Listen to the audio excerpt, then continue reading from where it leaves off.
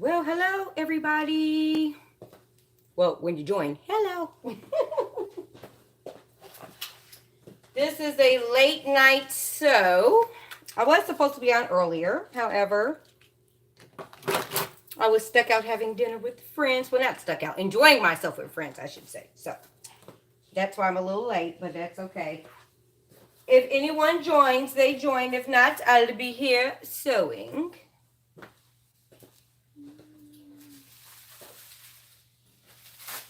Oh, I didn't rip my pattern piece. I didn't rip the pattern piece.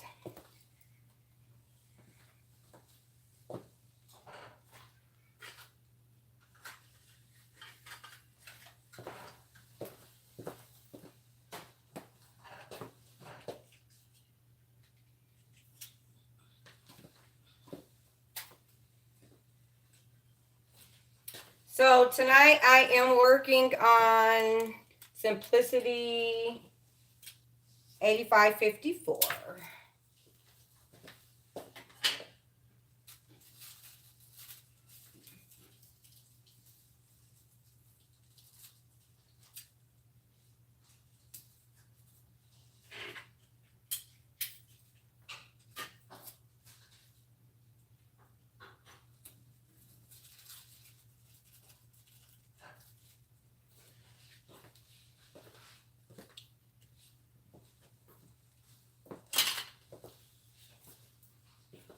So I still have a few pieces that I do need to cut out.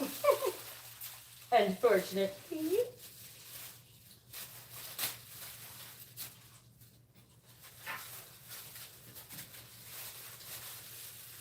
And I'm making it out of this denim here.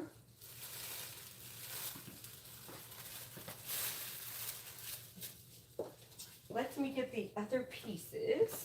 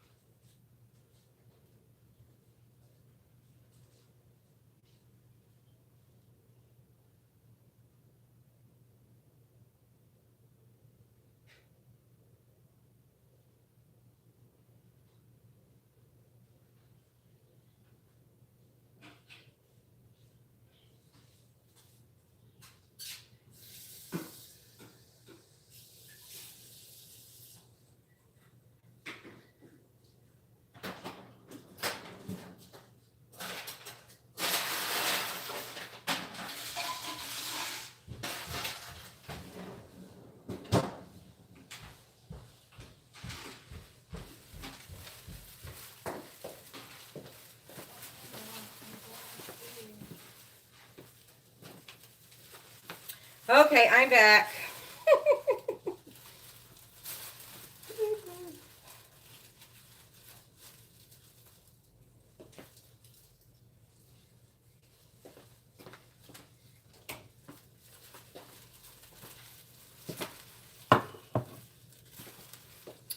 And I got a new sewing notion, a clapper.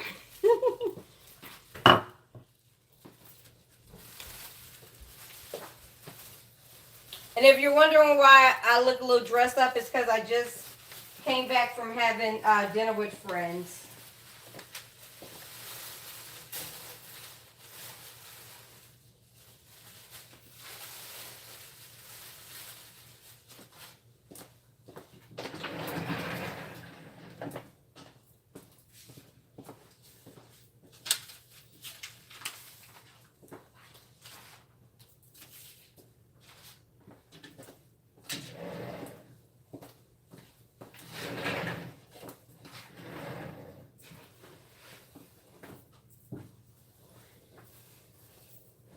I hope everybody had a good week and enjoyed Monday off if you had it off.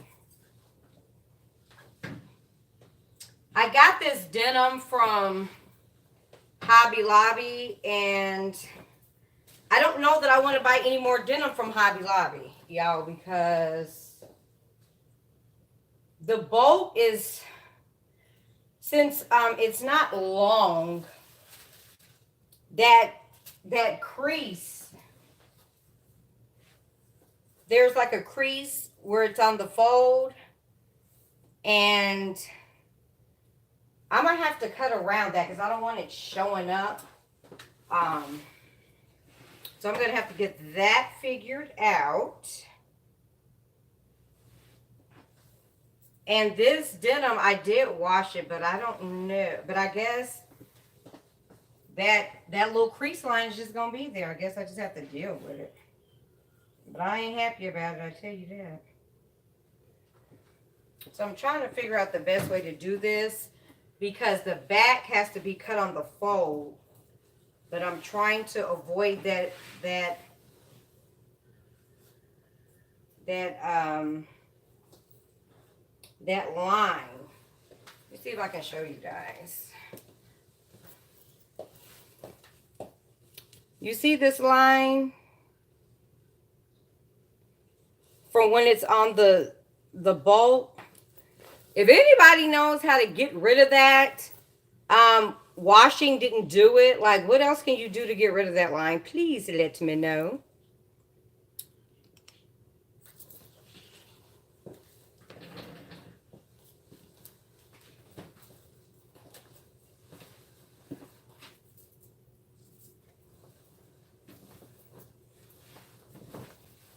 So let me see if I can cut around that.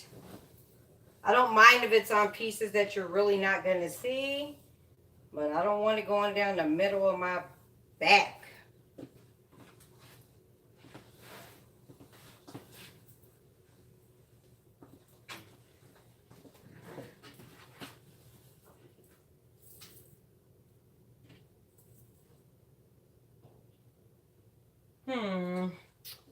I don't like it.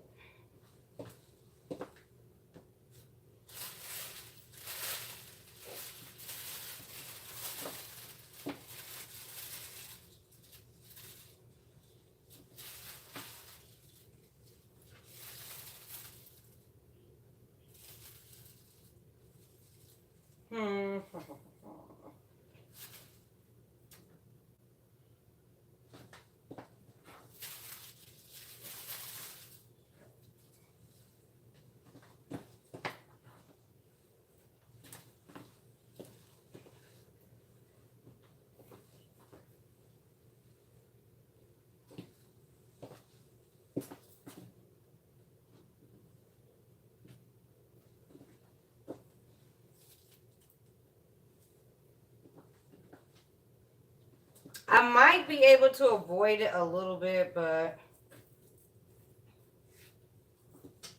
I don't know. We'll see. We shall see.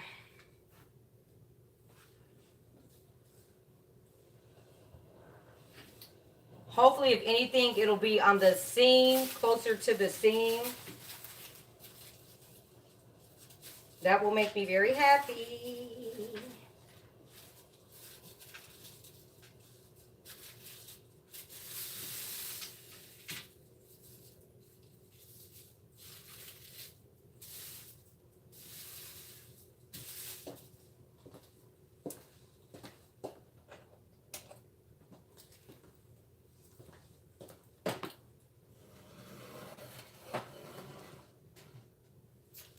Oh, guys, and this is one of the turtlenecks that I was sewing, 87. I just had it kind of tucked in a little bit. 8738. This is the longer one. I wasn't going for a long look. I was going for more of a crop look this evening.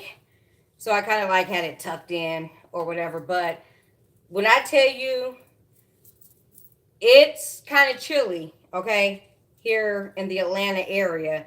And I had this in a navy trench that I thrifted on, and the trench has a lining, but this sweater was very warm. Very, very warm. And I love it. This is a really nice, nice weight knit.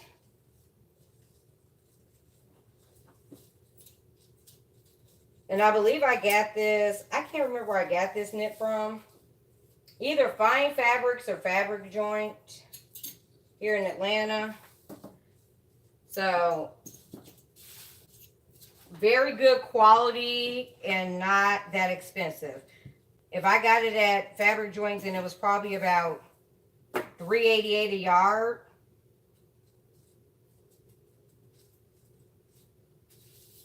But I'm not sure which one, but I want to say it was under $4 a yard.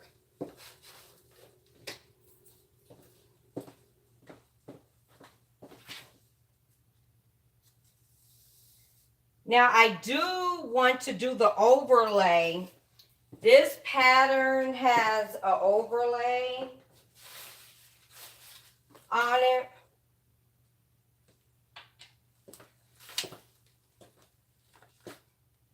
Let's see. You can see it on the pink version. There's an overlay right here. I don't know if I'm going to have enough material.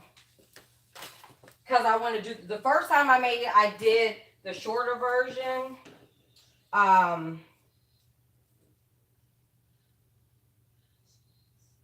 This time I want to do the longer version. And I had another piece of denim, but tell me why. When I looked at the other piece of denim, it's not the same as this one. So I was like, I was tripping when I went back to go get some more of this denim that I thought I was getting. And I ended up getting a slightly different wash. To me, you'll know the difference if I did try to use it. So yeah, I'm not going to do that. So whatever I can't sew that is extra, I'm just not going to, it just ain't going to have it. That's just what it is. Because Hobby Lobby's material doesn't go back on sale until next week. So, and I kind of want to get this out the way.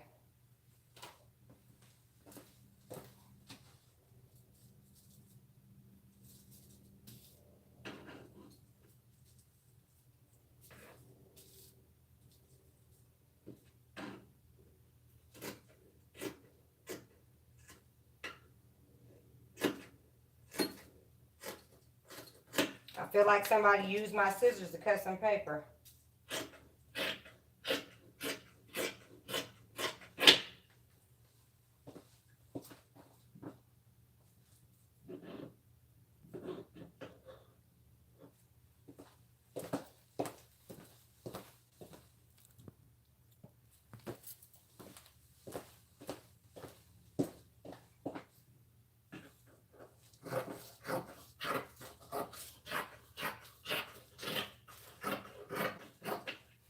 So I know I was supposed to be on a little earlier. If you're looking for me earlier, I apologize.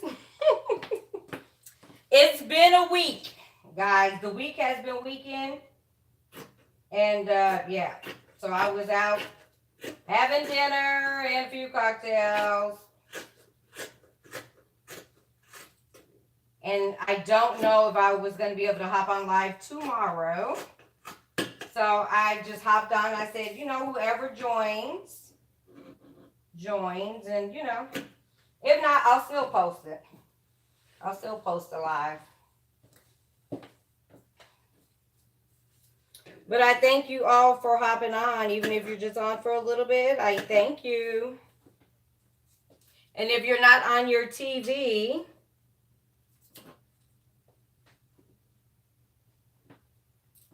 let me know where you're tuning in from in the chat.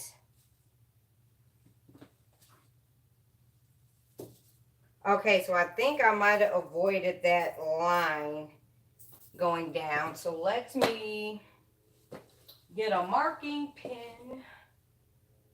Throw that one out.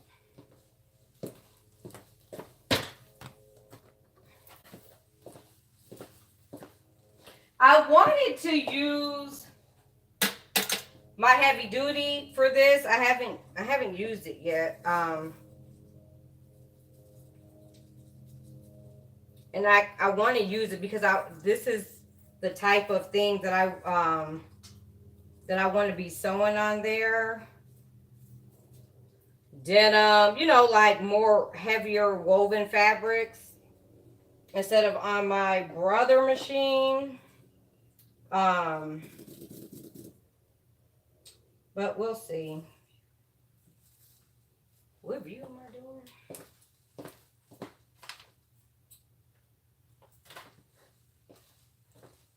And the view that I'm doing is view A.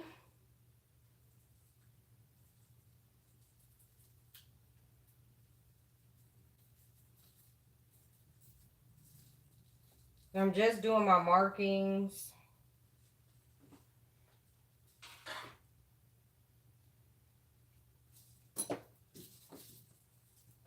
And snipping my notches.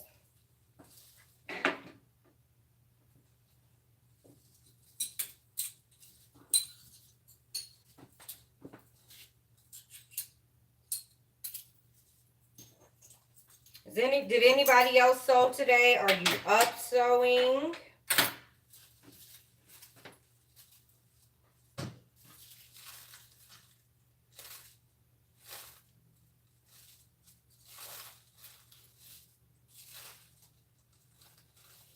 I'm just checking to make sure my little my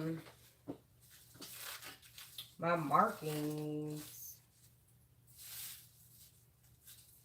are showing up.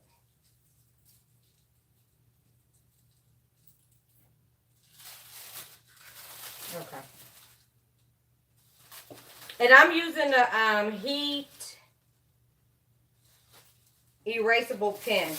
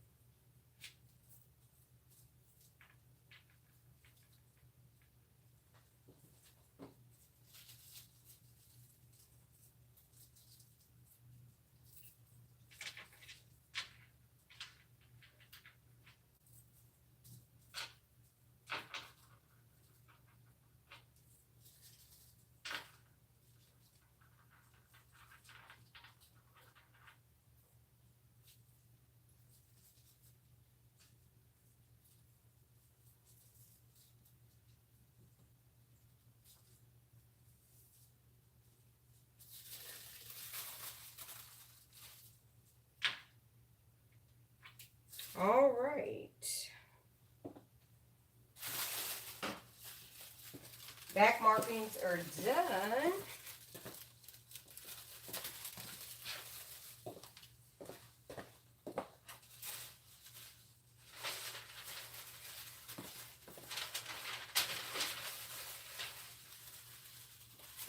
Oh, I really hope I have enough to cut the overlay.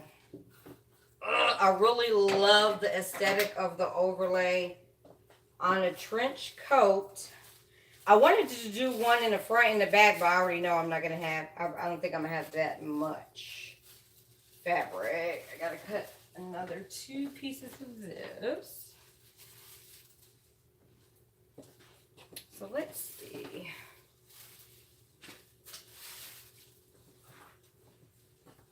What I got.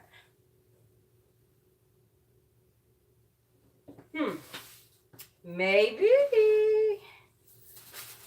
I can't remember how many yards this was. Was this 4 yards? Or 3.5?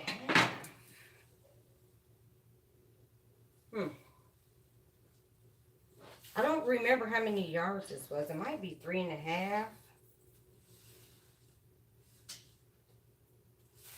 So I might be able to do it.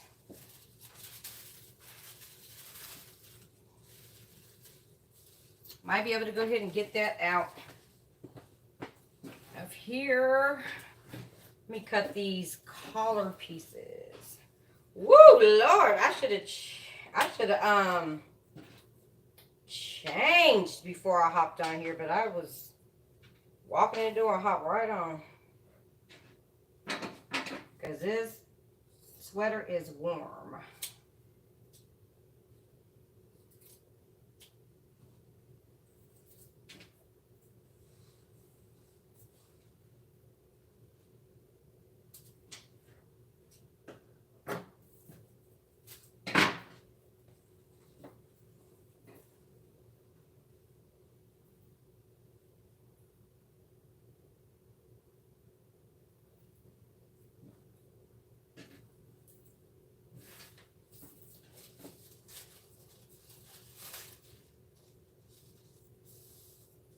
One thing about this sweater is I have to be careful when I wear bracelets. Because I kept saying, if these bracelets get stuck to this thing one more time.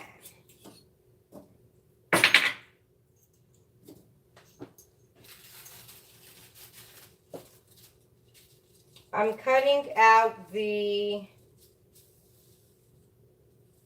under and upper collars.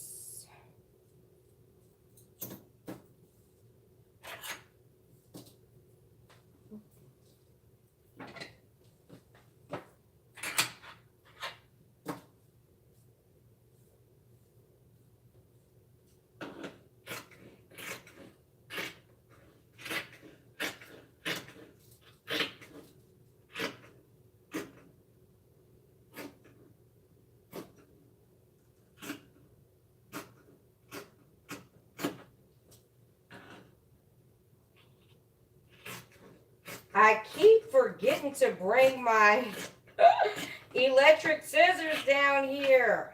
Ugh.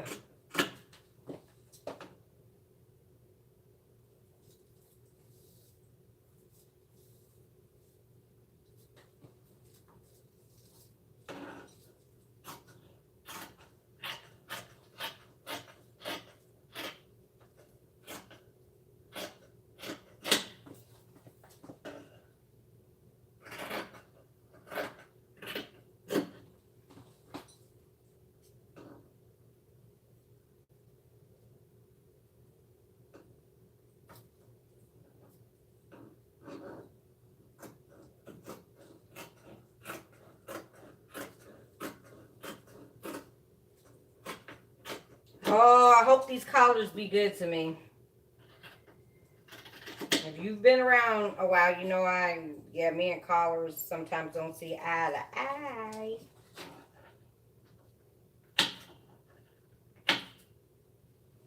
But the more I sew things with collars, the better I'll get with them.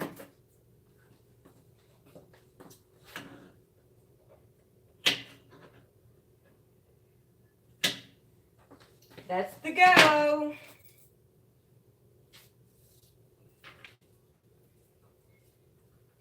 Put these markings.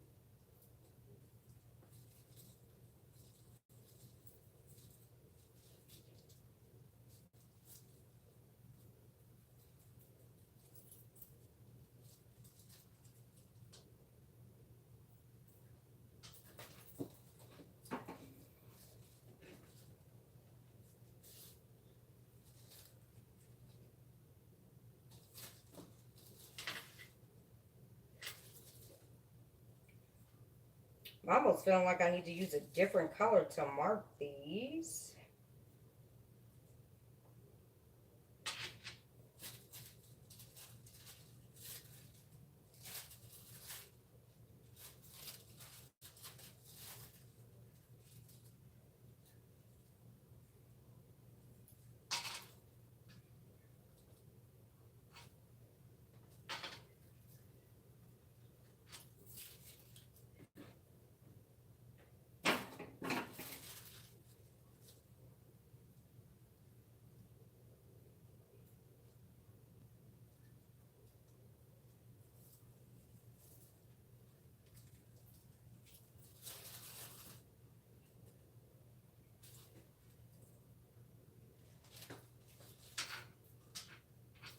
All right.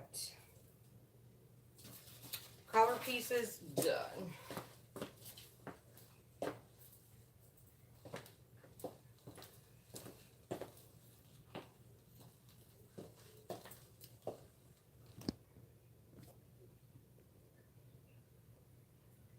Hi, Roya.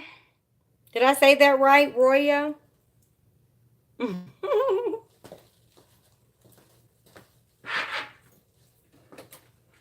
You must be the only one that's able to type in the chat.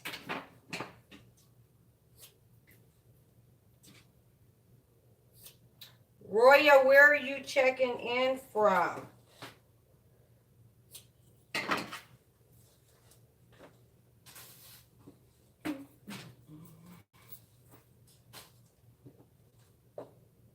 Okay. Moving on to the sleeve.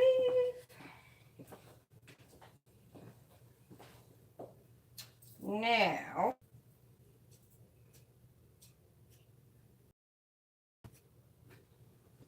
I wish I would have serged this when before I wash it. I try to be good about serging wovens after I wash them.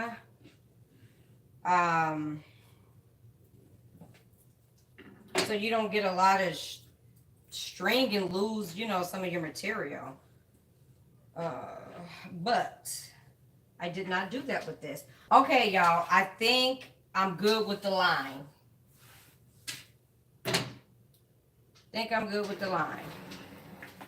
The line is right here.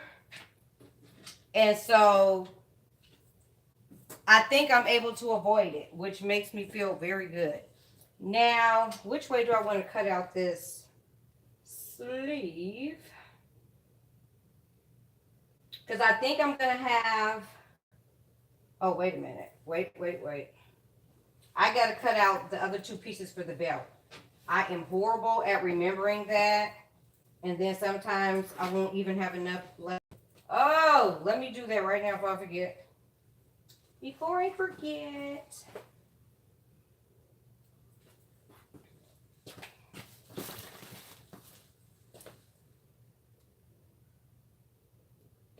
Hey, Jean.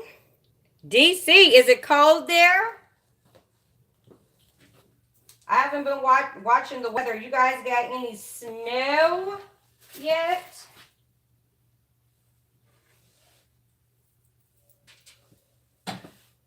All right.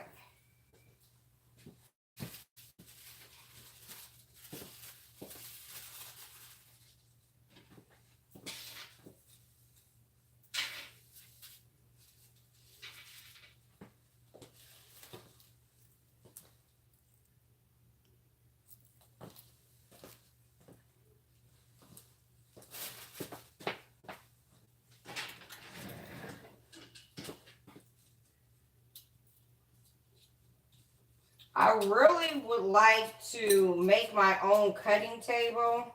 Maybe that'll be a project when it gets warmer, because I would like it to be longer.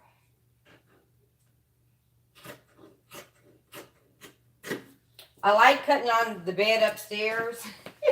I put down the what is that? Not like a rotary cutting mat, but like this cardboard one.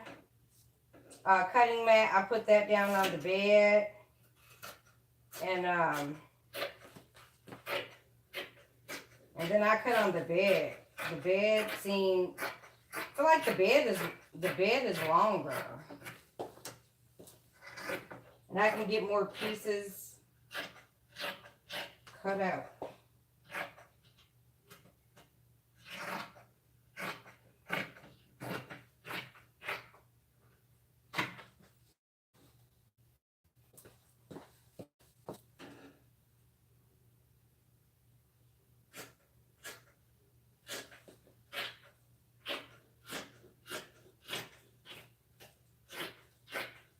But I'm really excited for this denim trench.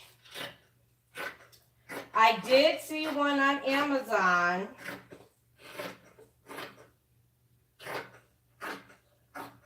for, I don't know, it was like 30 or 40 bucks. But I felt like I just wanted to make one. It didn't have the overlays. I think that's probably what it was.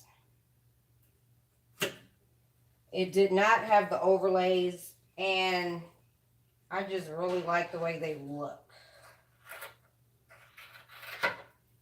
All right. Second set of belts cut out. When you guys do your belts, do you cut them extra long?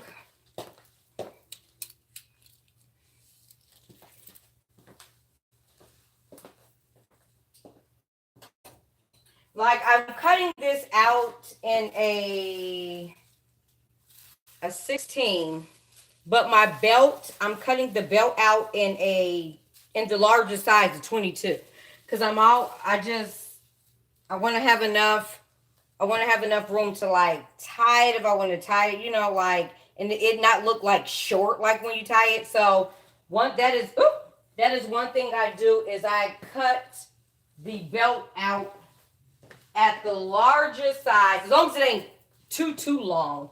But for this pattern goes up to a 22, I believe. Yeah, it goes up to a 22. So I cut the belt at a 22. So I have that additional length. So I feel secure. Now, I got a little puzzle going on here. So I have the sleeves.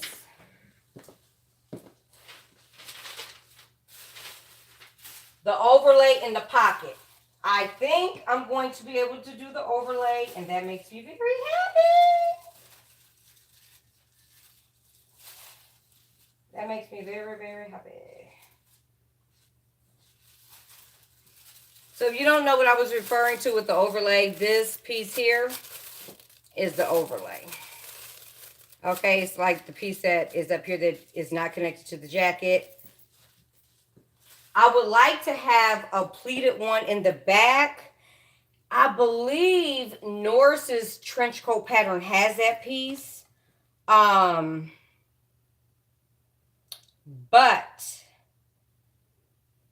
I didn't even take the time to see if, it would be a lot of modifications. So I'm going to forfeit doing it on the back and just be grateful I can do it on the front. That's what I'm going to do. That's what I'm going to do.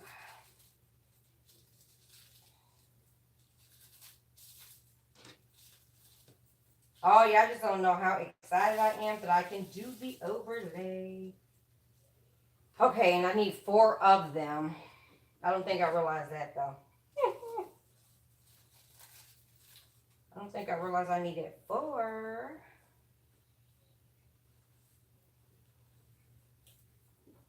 Shoot. Okay. Let me see here. Because I gotta have sleeves. I was talking to Mama Mari Mills earlier, and I was telling her I wanted to do a puffy sleeve on here, but because that other cut of material, I probably didn't have my glasses on that day. Knowing me. Yeah. I don't have that other piece of denim that I thought I had, so I can't do any sleeves that are like real, you know, real voluminous, because I ain't gonna have enough material. So let me make sure I got this centered enough. I do not want that white line, unless it's on under the arm or something.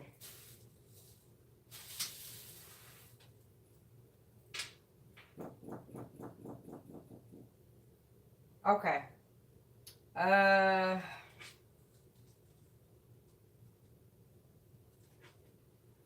okay with having the little white thing in the seam, so I'm gonna move this over a little bit.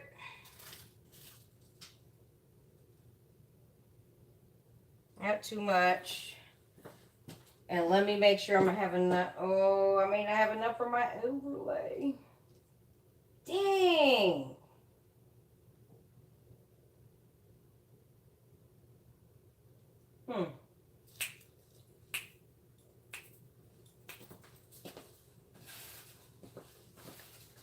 Let me see.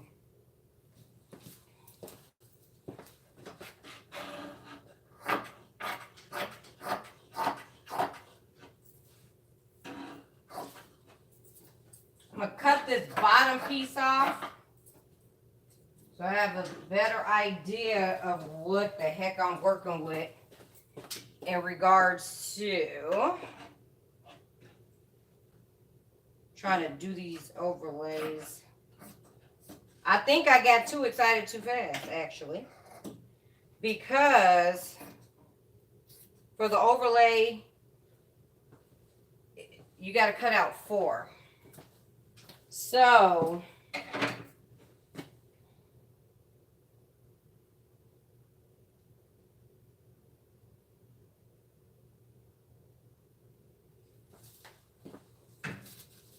the pockets, I'm not even worried about, because if I don't end up having enough denim for the pockets, I will throw a fun pocket in there, you know, like some fun material. So like what I consider to be fun material might be something like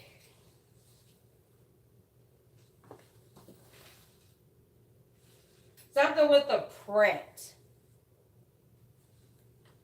Something with, you know, like little cotton that I have around here that I would use for bags, like the inside of bags. So like maybe like this. Like if I don't have enough denim, I might see if I can get a pocket out of something like this, you know, like something fun, or maybe like a pop of color.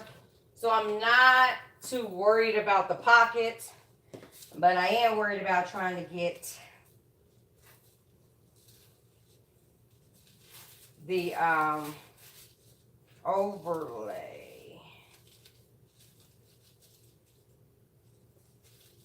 Let me see. Okay, I'm gonna get it figured out. I'll get that figured out. I'll get it figured out. Let me cut this sleeve.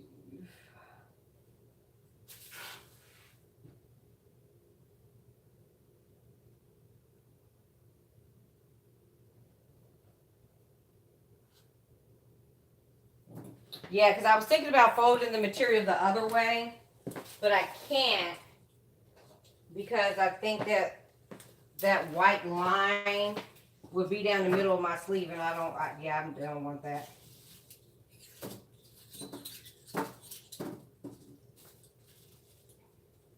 So this will have to do.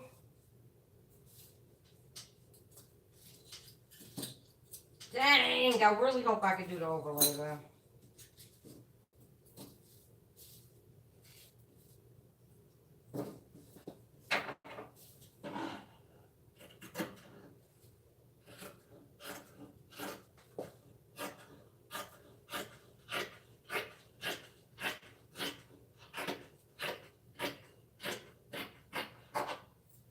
I'm usually up sewing on Fridays anyway because I like to savor every hour. Well, try to savor every hour of the weekend before I gotta go punch that clock. So I normally will stay up late on Friday.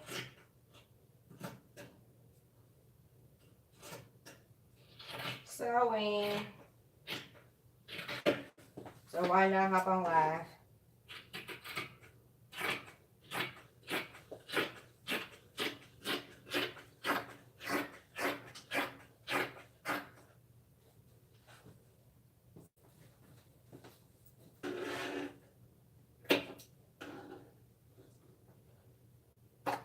Does cutting out patterns hurt anybody else's back? Because, baby, my back be about to fall off. I have a fatigue mat. I probably should start using it.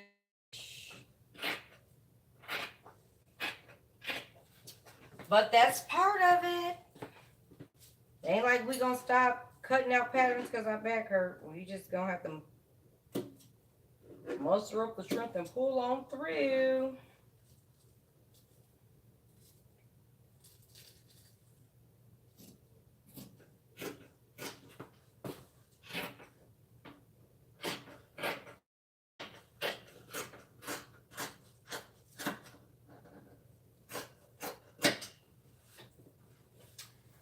All you guys, if you were on live last Friday, I talked about the pattern testing that I participated in, and the skirt that I made. I'm gonna show you guys.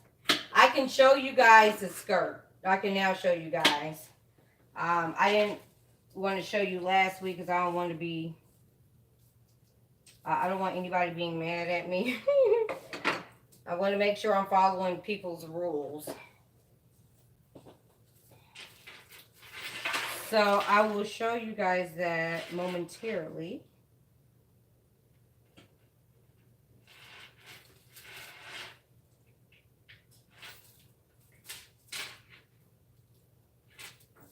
Let me do my markings. Anybody else don't do their markings and forget? Sometimes I'm gonna be honest, I do forget. I think I'd be so happy to be sewing something. I forget. And then be looking crazy. Like, what am I supposed to do with this?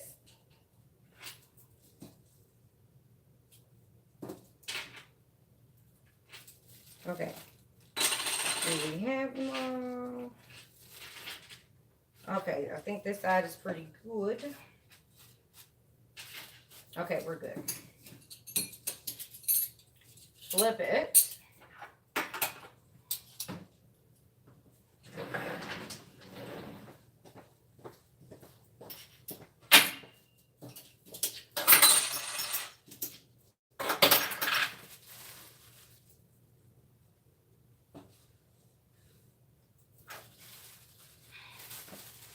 Oh, I think I got the white line in here, but I don't think you're going to be able to see it. I think it's going to be...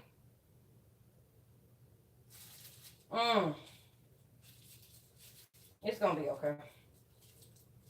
It's going to be okay. It's in here a little bit. It's in here a little bit. Do it like this.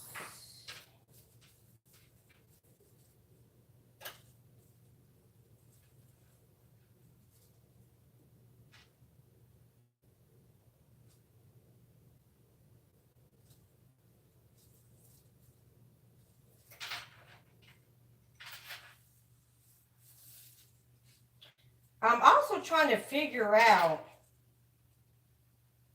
what color thread I want to use. I might end up using blue. I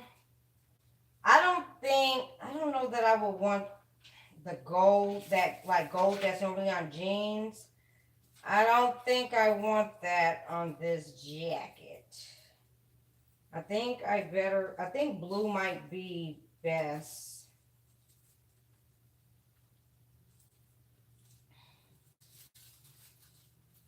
Because I don't want to piss myself off.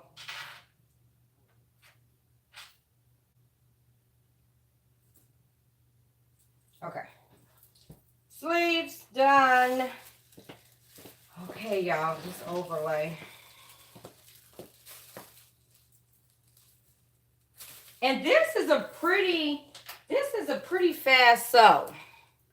Okay, guys, I want to show you. Let me take a break. Let me let my back breathe. Then I'm gonna cut out the other two pieces. Oh,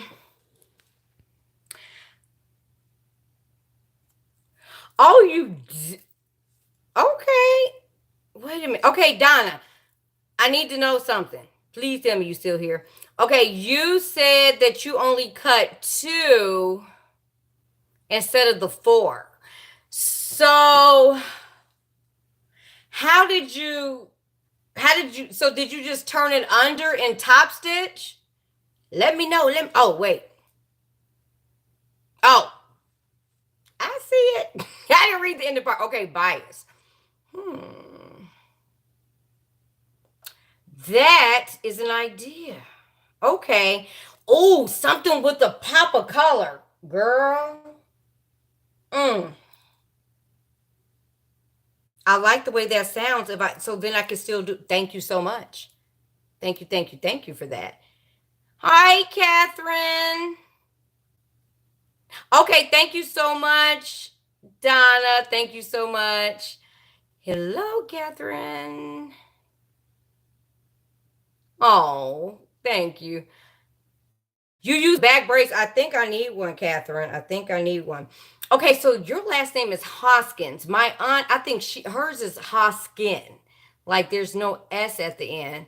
And look, I always thought it had the S at the end, but I think hers doesn't have the S. But I'm going to show you guys the skirt.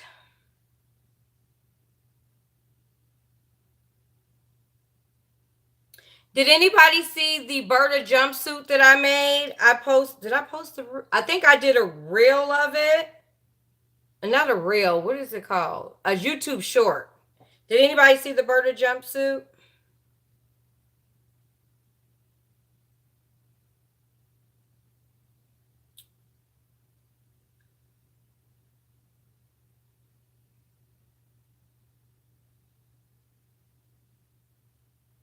Okay, guys. Here is the skirt. Can you guys see it?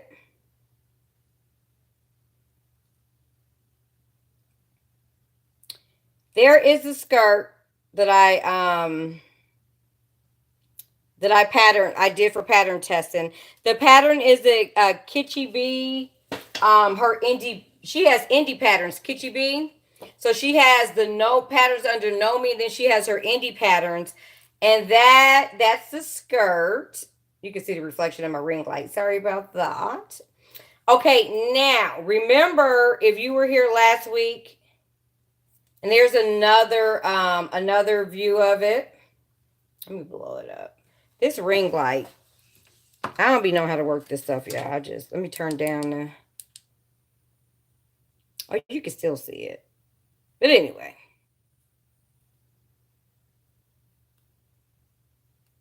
Okay, you're just still going to have to see. Okay, it's still going to show up. So anyway, I'll be posting some pictures of it soon.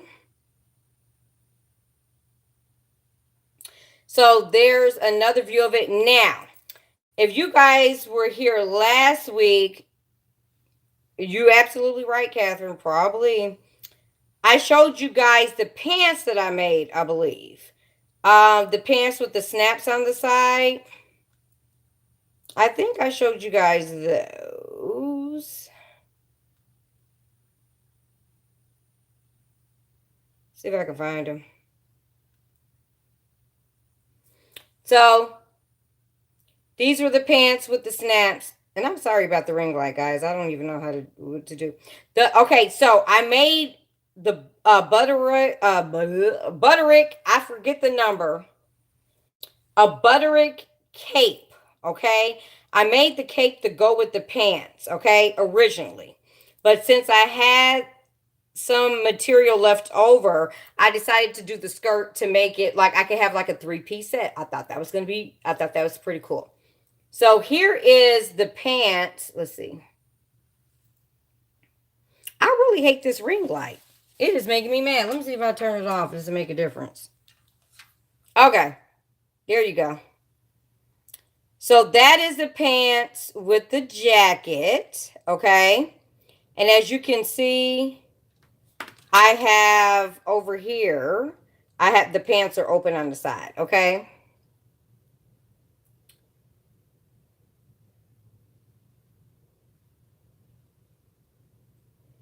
And here is the jacket with the skirt.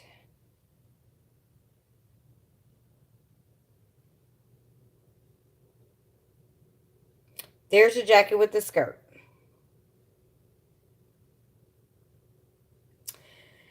So, yes, that is that. So, let me know what you guys think about it.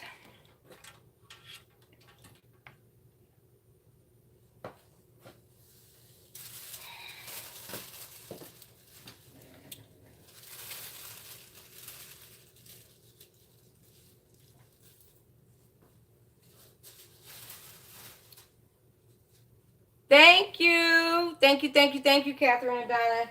I really, when I tell you guys, I love those pants. I love them. Like, I can't wait to wear them out somewhere where I feel it's like appropriate to wear them. Can't wait.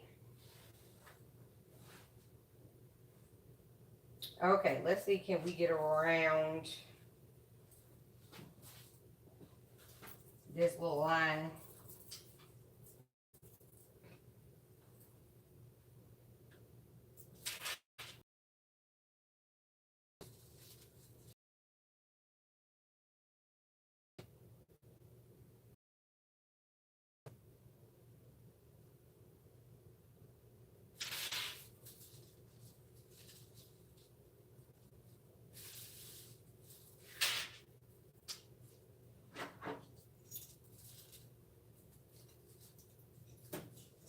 Okay, I think I'm able to cut around that crazy old line there. They got to do something about that. At first, I thought it was dust, like from the bolt sitting there. I feel like when it came, it's not gonna. It's gonna come out when you wash it, so that ain't no dust. I think it's just from it being folded. So I don't know that I'll be getting denim from there anymore. Well, I should say I'm gonna check to make sure they ain't got that crazy line, because I did notice at Joann, like if you buy the home decor fabric, it has that same line, and I want to say it's from it being folded.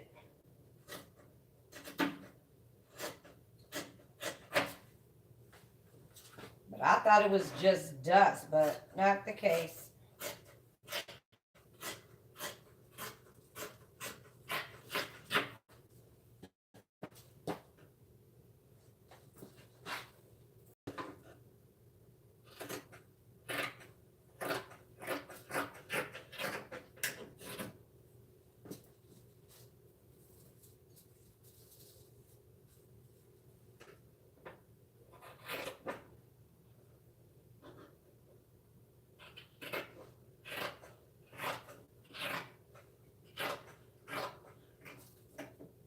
But that skirt was something interesting to make.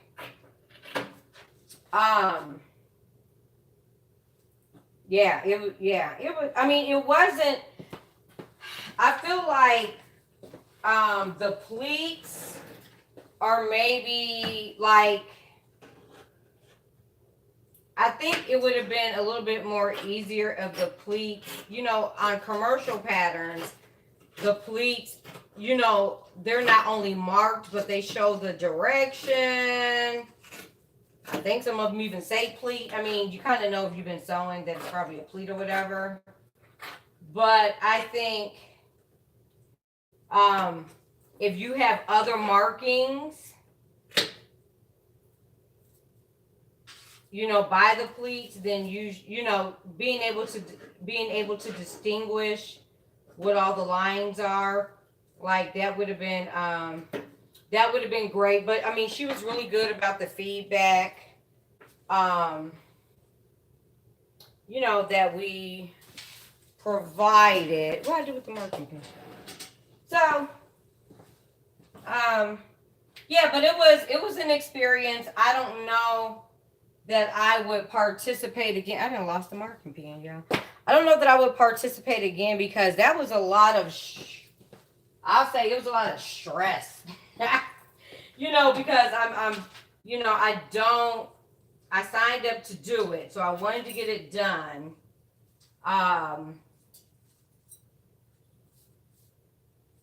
But, you know, because, you know, I gotta go, you know, I work a full-time job as well. So I was sewing. I got everything cut out, I think, on a Sunday and start sewing, you know, because I was too wiped out. Like, I need some of the weekend to recharge. I can't stay up. I used to stay up late on Saturdays and Sundays, but it messes up my sleep. I'm like, I can't be doing that. Can't be doing that. So, yeah, I try to only stay up late on Fridays if I can help it. But the sweatpants I was sewing last week on live, I wore them. Me and my husband went out to the outlet mall and I wore my sweatpants out and I love them. On what day was that? Wednesday maybe? Or Thursday? Those faux leather sweatpants that I made, that Pattern and Sew It Academy also had a top, a raglan style sweatshirt that had big sleeves. So I ended up making that up. But I wore my sweatpants with a different McCall's top that came out. It was a hoodie top that had some color blocking. It came out a few years ago. I know it was a Sew Your View. So I wore that with those. But after I finished that sweatshirt top, immediately now, since I'm so excited about styling things up, immediately once I made that sweatshirt, I went and found the pants because I had washed them and I tried the pants and the top on, loved it together, and was like, because they're a wide leg, I was like trying on every pair of shoes that I can in my closet, you know, seeing the different looks, what hat I want to wear, everything. And I love those two pieces together. I have another sweatsuit cut out, and I'm going to use the same top and the bottoms. I'm doing it in like a cream colored sweatshirt fabric. So, and that's a fast sew. So, you know, I can probably get that done this weekend sometime. But yeah. Love those sweatpants. I'm so glad I decided to make them. They're nice. They're roomy. I don't want anything all tight on me. And they felt great.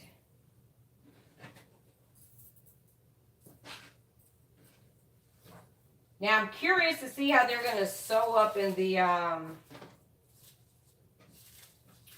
woo!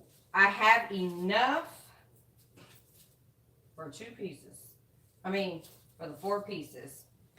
To God be the glory.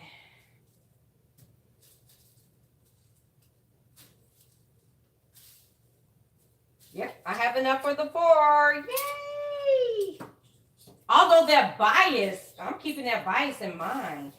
Ooh, that sounds really nice. I do want one of these in a black denim. And I said I was gonna, I'm on a fabric fast, but when I do, next time I want to get some, I think I have black denim. It's probably upstairs, but I don't know if I have enough. I don't know if I have enough, and I don't know. I think I have a few cuts of it, but you know, I don't know if the wash is all the same. I don't want to be around here looking crazy. Well, at least looking crazy to myself. But I would like to have one in a black denim too, or just some type of black denim jacket. I do have this other Simplicity coat pattern. It's not a trench, but it would look really good. I wanted to make it in a camo. I think it would look really good in a camo, but I'm not opposed to making it in black denim if I have enough. And it doesn't take nearly as much fabric as this, because I think this, if I'm not mistaken, takes 3 yards.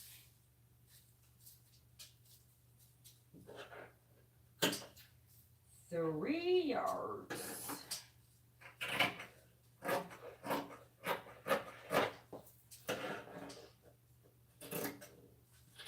But within the next week or so, before January's up, I want to make a purse. I want to make a bag. And I have one in mind.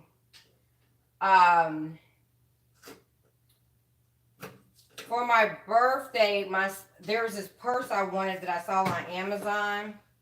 And my son got it for me for my birthday. And I just so happen to be on TikTok.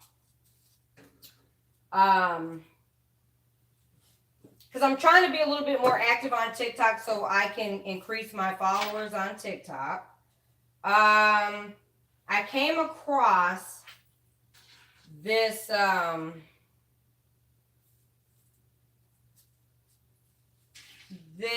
sewist who sews bags. She's a bag girly.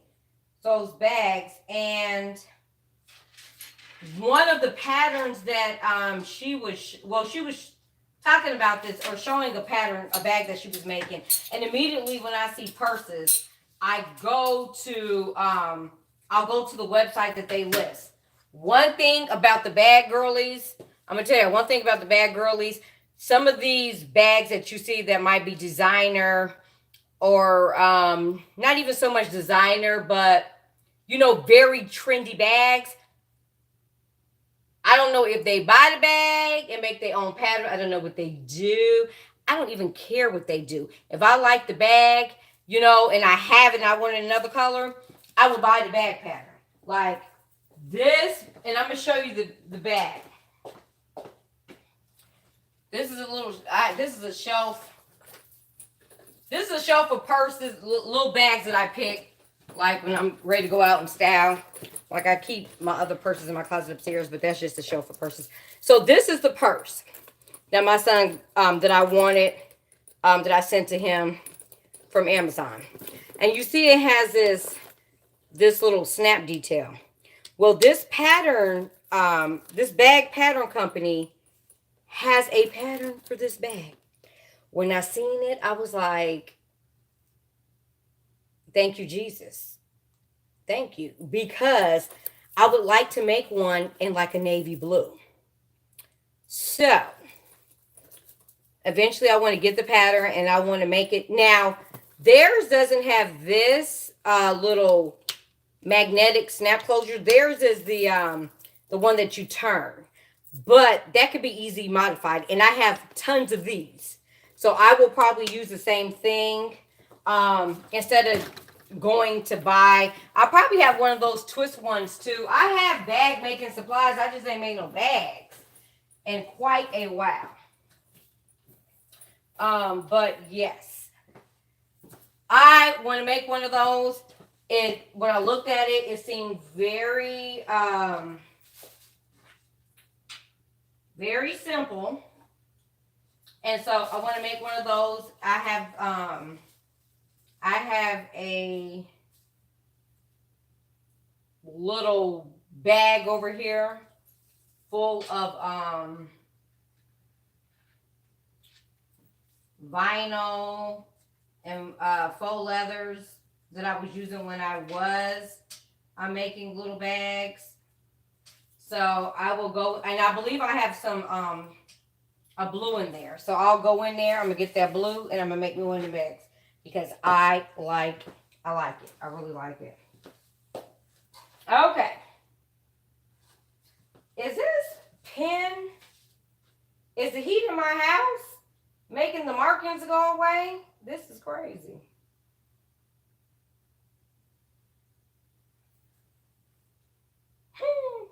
This is insane. You know what? Why do I keep using this then? That's the question. That's the question.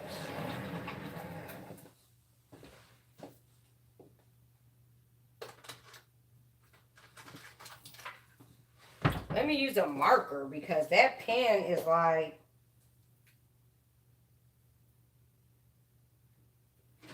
disappearing.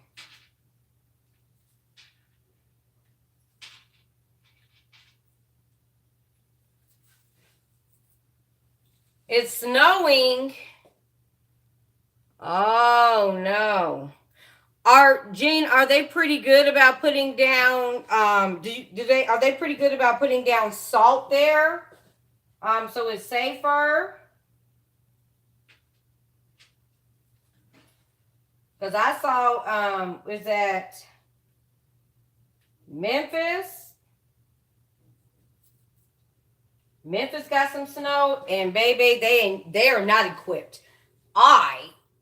On the way back one time when I lived in Chicago, coming from New Orleans, you have to go through West Memphis, and when I tell you the whole expressway was covered with ice, me and my husband, we spun and went in the ditch, and I vowed, oh no, not doing that again. Further down, you get into Missouri, the whole expressway is shut down. Yeah. Places that are not equipped, I don't even want to be bothered with in the wintertime. I wouldn't even be bothered with it.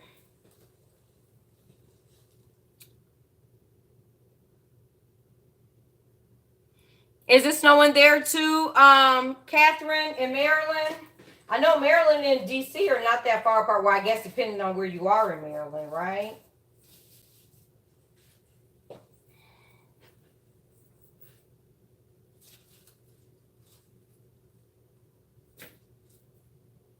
Okay, I need 4 pockets.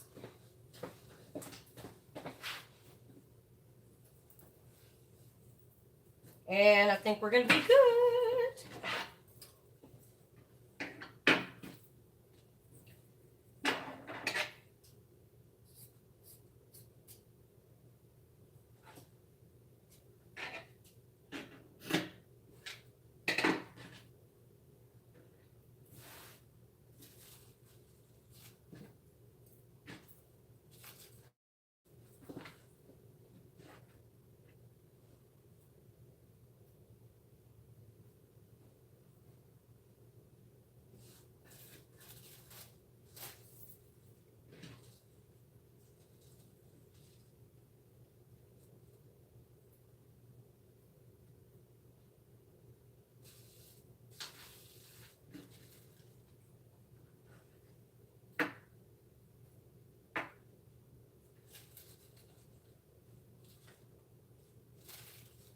Okay, I'm trying to minimize the amount of cutting I have to do. That's what I'm over here doing.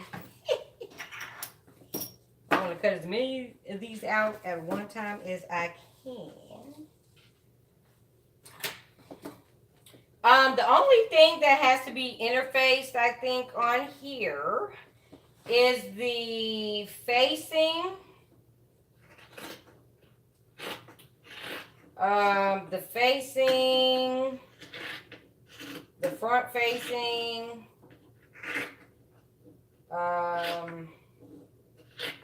is that, because it's not, is that a back facing, you know, like the neck part that connects with the facing, and then the collar pieces, so not too much. Hopefully I have enough interfacing.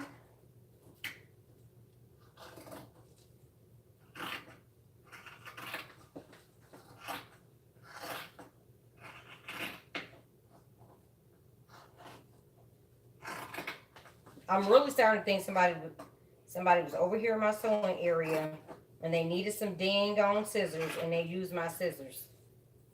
I'm gonna put a camera over here. Ain't nobody gonna know.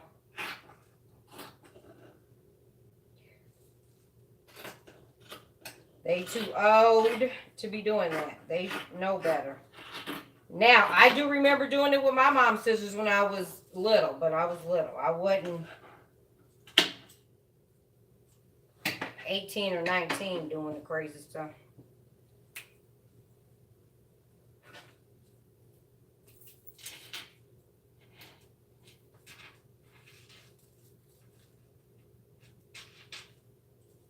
But it's supposed to get really, really cold here in Georgia. I think we're going to be down in the teens tomorrow night. I don't know. I don't know about this. I feel like I might need to move further south somewhere, but I don't want to live in Florida. I know I don't want to live in Alabama. I don't know.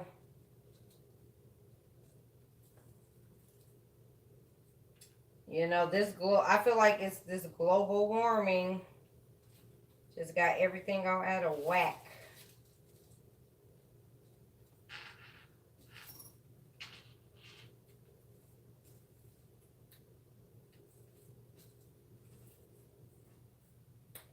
Okay, blue thread, blue thread, blue thread, blue thread.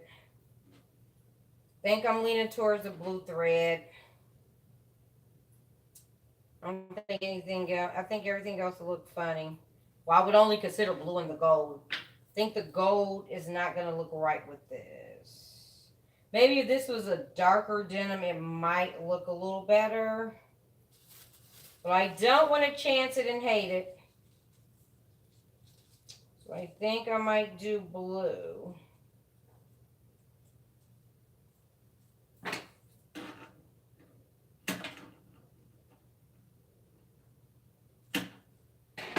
I don't know, guys.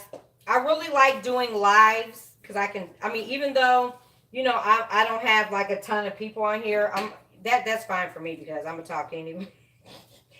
I'm just gonna talk anyway, you know. But I do post the lives, and it's just so much easier. I am gonna get back to doing videos. I am probably gonna do a video next week, but the lives, I mean, you know, you just get on here, do your thing. You don't have to worry about no editing. And plus, I feel like people want to see you, like they want to see how you are, like as if they met you in person. You know, they want to see you in the raw. See your personality, see how you are. So I think I like the lives because they're raw and unedited. And this is me, guys. A nutcase. But, yeah. Now, what I need to do is be a little bit more organized on my lives. I'm aware of that. Because I was trying to cut this pattern out actually on lunch. I work from home. I don't know if I told you guys that.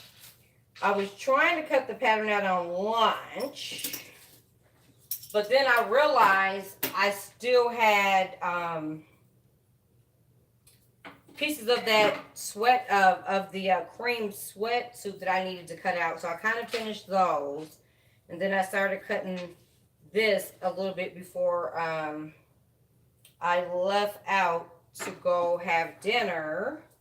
I cut out the facings and the front.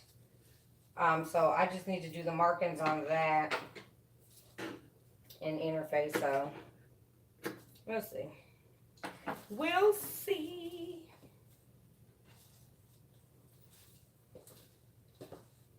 So there's the pockets. All right. I have 2 garbage cans over here, and I need to empty both of them, actually. I think people have been helping me fill them up, actually. Do you guys have any of those scrap places where you're located? Where you can go drop off your scraps? I wish we had some here because I'm only allowing myself, I have the scrap thing here. I'm only allowing myself that one. That is it. That is it. Because before I had so much, it was driving me crazy. And so I went through it and I kept pieces that I could potentially use. Like if I want to color block something or, something like that. That's what I kept them for. And some of them I can put with other things, to make something. But I'm only allowing myself that one, and it's getting very full. And so I was wondering if they have anywhere,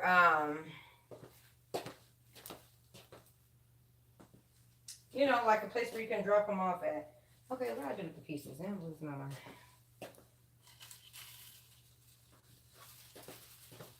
Because I really don't want to put it in the garbage. That's what I don't want to do. But I also, what I did do, some other pieces that I knew I wasn't going to use, what I did was I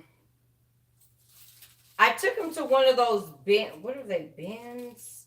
The kid at the high school, they have like a bin or one of those bins where you can drop clothes in and stuff. So I took it to one of those. And I put the scraps in there, and then I had some other stuff. That was when I was like purging my closet. So I put them in one of those. But I would really like to donate it to one of those scrap places, where people can go who sew.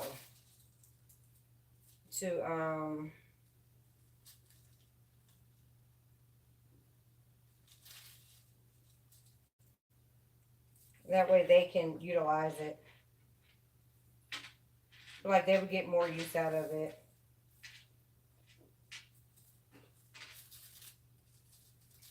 Now, when I go to the thrift store, I see a lot of people, and I know it depends on where you live. A lot of people come across some really nice patterns and fabric at the thrift stores. I haven't had that encounter yet. I probably don't, and maybe that's Jesus telling me I don't need no more. But I haven't had that encounter yet. But that would be nice to find, like, maybe like some older patterns that are out of print, maybe that I've been looking for. That would be nice to find some of those.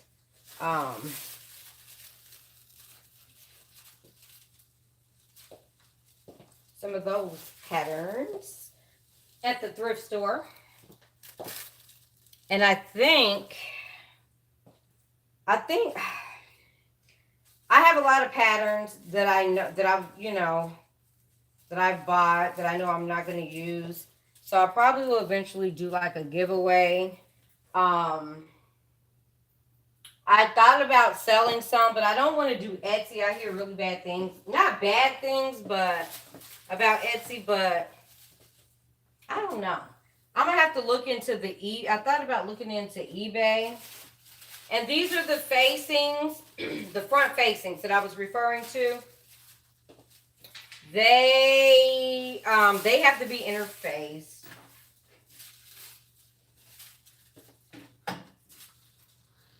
I'm wondering, I don't know. I keep thinking, does this denim really need to be interfaced? But then I feel like if I don't, I'm going to regret it. It's just so much interfacing.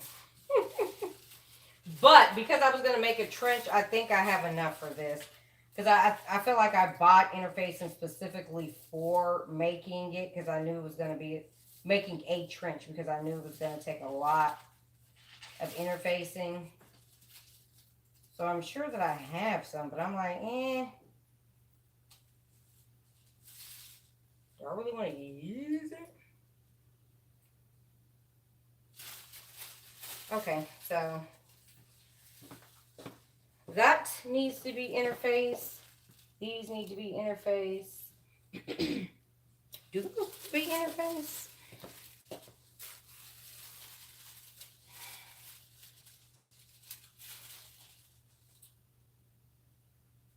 Okay, I was looking to see if the belt needs to be interfaced. It does not, but I do need to remember the seam allowance for the belt is 3/8. It's 3/8 and it's not 3/8 and not 5/8 like I think everything else is. I think I remember everything else being 5/8. I need to press this one out. I pressed this material and somehow it got all wrinkled back up. Probably from when I was cutting it out and folding and moving it. I really wanted one of the machines y'all can just, like the cleaners has, I can just do like that. Press everything like that. Has anybody ever sent any material, like not something you've sewn, but like any material to the cleaners to get pressed? Because it was so much of it.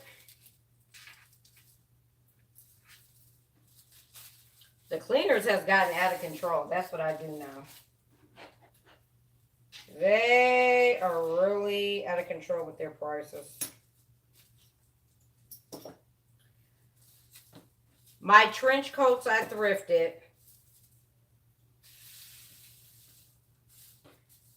They charged me $19 to clean them and press them. I don't know. Maybe I'm cheap. I felt like that's a little high. I felt like that was a little high.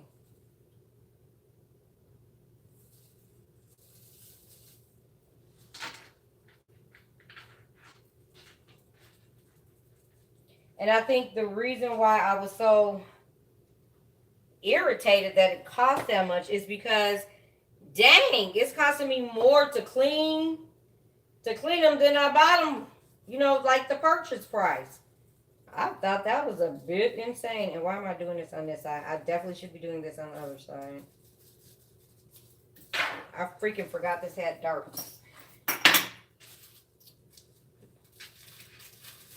Well, some of the markings I want. I'll just do the darts. The other markings I want on the front.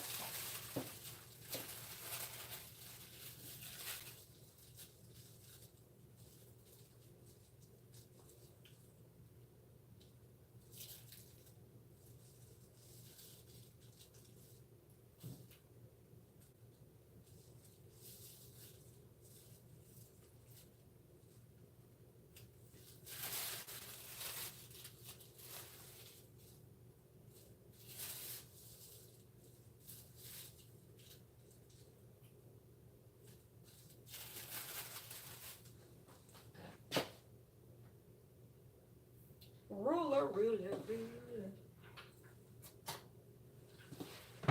Use this one.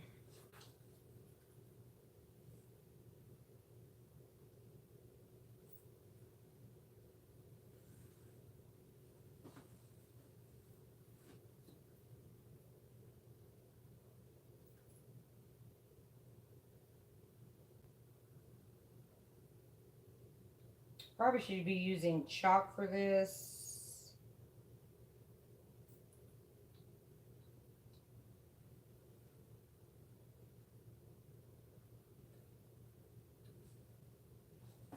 But I ain't. All right.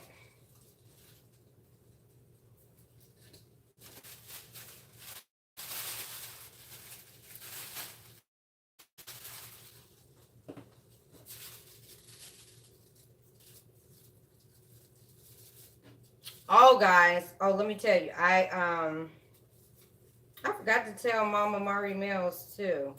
I there's um a really popular chain. I call it a popular chain because if you go on YouTube, all the thrifting girlies, you know, they talk about it. It's a thrift store chain here. And I've been to up until last Sunday, I had been to 2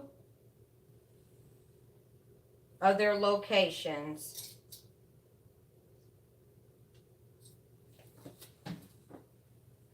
One, two. Yeah. So there was another one that wasn't too far from where me and my husband were at the time. So I I asked him, did he mind running me up there? Because I just wanted to check it out. So when I went in there on Sundays, and I don't know if I remembered this from, I must not have remembered. Because I'm like, why would I go on any other day instead of going on Sunday? Well, when I went in there, Sundays, everything, I don't know if it was just that Sunday or every Sunday. I got to get that figured out.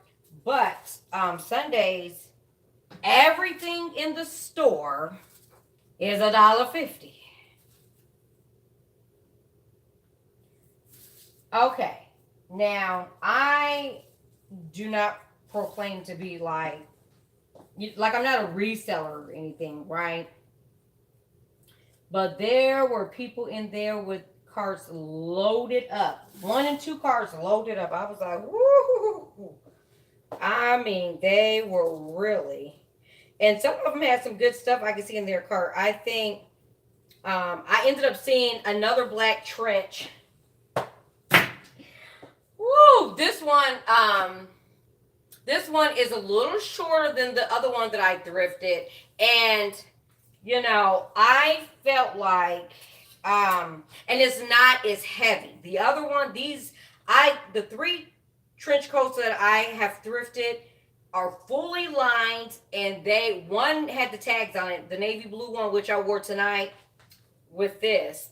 The linings in there are like, they have a nice weight. Like I can wear them in this cold weather. Okay. And the blue one, I think I paid between $9 and $12 for that one, and it still had the tags on it. Okay, so when in your mind you like, that's not bad because in the store, and I forgot it still had the tags. I think it was going for like $100 or close to $100. And so paying $12 is not bad to me at all, right? Now this black one that I thrifted this past Sunday, it felt a little heavy, maybe not as heavy as the other black one I thrifted, and not as long, but it was $1.50. Who in the heck cares, right? About anything. Even if it didn't have a lining, it still is a nice trench coat, and it was $1.50, and it's in good condition. Now, it does need to be, dry cleaned, of course, but it was in very good condition. And so I was like, The lady told me, and I think she was a reseller. She said, "Girl, you better get it. You better get it before it be gone." I was like, "Girl, you're right. I'm gonna get it before it's gone. Before you take it." Because she was looking like, if you don't take it, I'm gonna take it. And I did not want her taking it. So I went ahead and paid that $1.50. And I think I missed a dot. I'm just gonna mark it so I can get onto this interface.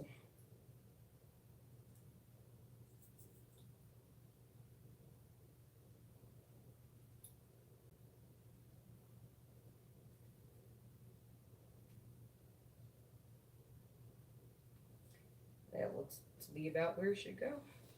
All right. On to the interfacing.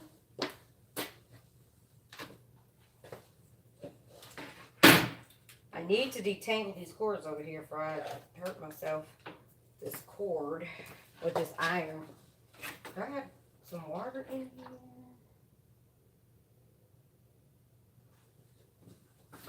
Does anybody else use like filter or spring water in their iron? I just don't want I don't want that. Like when you're ironing some stuff and the water be like, if it's light color, the water might leave us. It might not be a regular watermark. It might be a stain mark.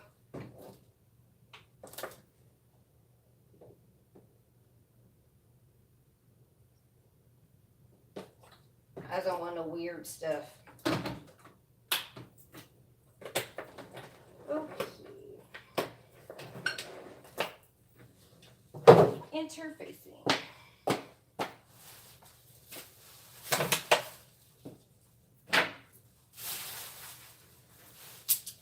Is that?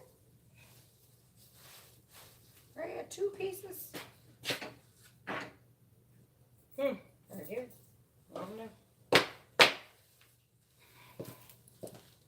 I ain't even changed my shoes. I'm still in my my penny loafer boots. Y'all need to get y'all some penny loafer boots if you like penny loafers. They're very cute and stylish.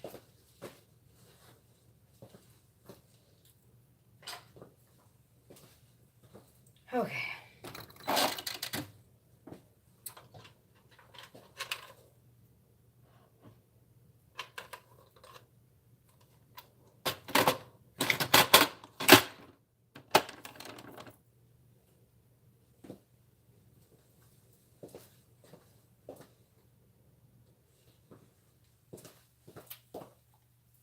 I saw somebody make one of these. This came with this iron, I believe. I think it came with the iron. I saw somebody make one of these one time, and I really would like to make another one because I don't have the room. Iron boards are expensive. First of all, I don't even know why they cost that much. I probably just need to make one.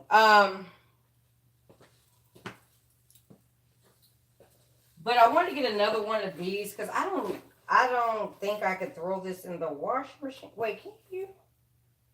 Oh no, it says dry clean. I'm not taking this. They're gonna probably try to charge me $1 million to clean at the cleaners. It says dry clean only, but does anybody have like one of these and they threw it in a wash machine? I mean they sell this stuff at Joann, so I imagine it's not too difficult to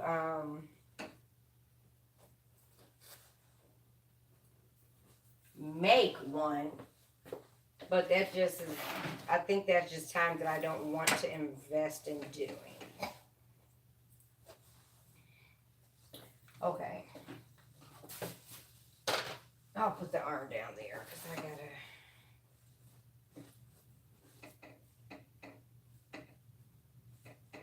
Mama Mari Mel's, her sewing table is in hers, I think, unless she moved it. She's got an ironing board in hers. I just don't have the space. I guess if I can get rid of this stuff over here, that's why I need to sew this stash down. Because then I can get rid of the bookshelves that are over here. Have I ever showed you guys? Have you guys? Well, you guys see them in the videos. When I do the videos, the bookshelves that are behind me. It's one. Actually, you know what? They're not bookshelves. They're like the little cubby things. So I have 1, 2, 3, 4. I think 5 of them, 5 or 6 of them.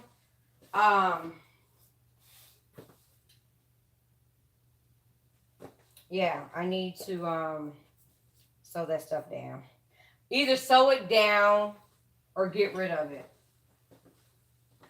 So I need to figure out what, the material that I still actually want to utilize to do something with.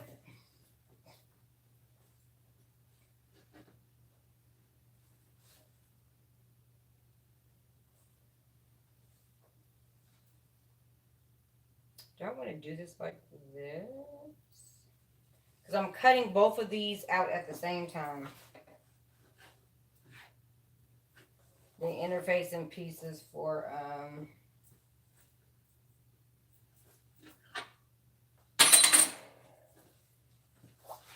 these facings here.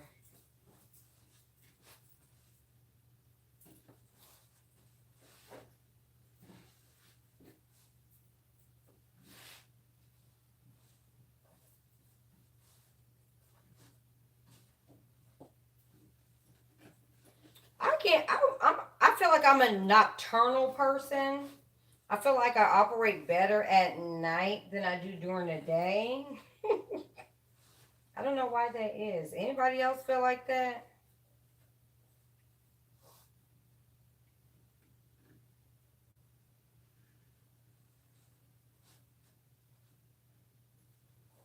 Then you have less people bothering you at night, right? Because they should be sleeping.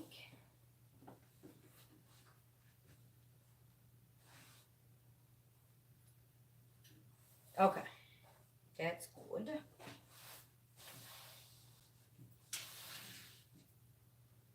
That is good. Start down here.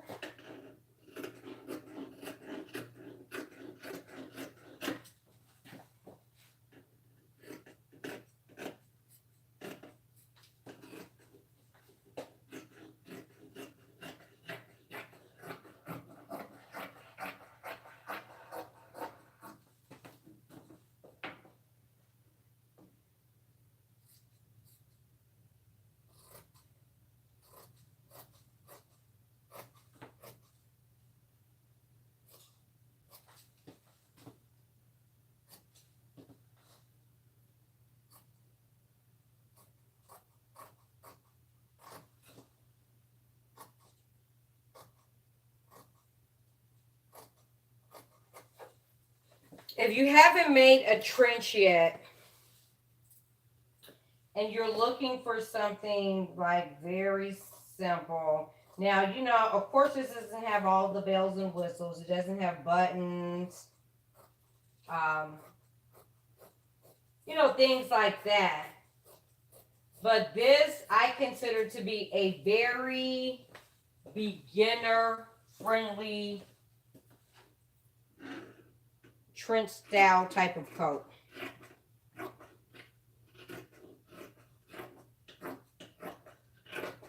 And I think I hope I saved this video, but I think her name is Karina from Lifting Pins and Needles.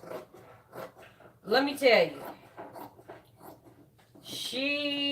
I really love watching her videos, like especially and because I haven't did a collar in a while, I need to go back and watch her collar video where she shows you how to sew different types of collars. See, I got too much stuff. That is a box of patterns that I know I'm not going to sew, and I'm sitting there waiting to do something with it. That's a prime example of having too much junk. Got stuff falling everywhere. I lost a Vogue pattern. I was talking to Mama Mari Mills. I lost this Vogue pattern.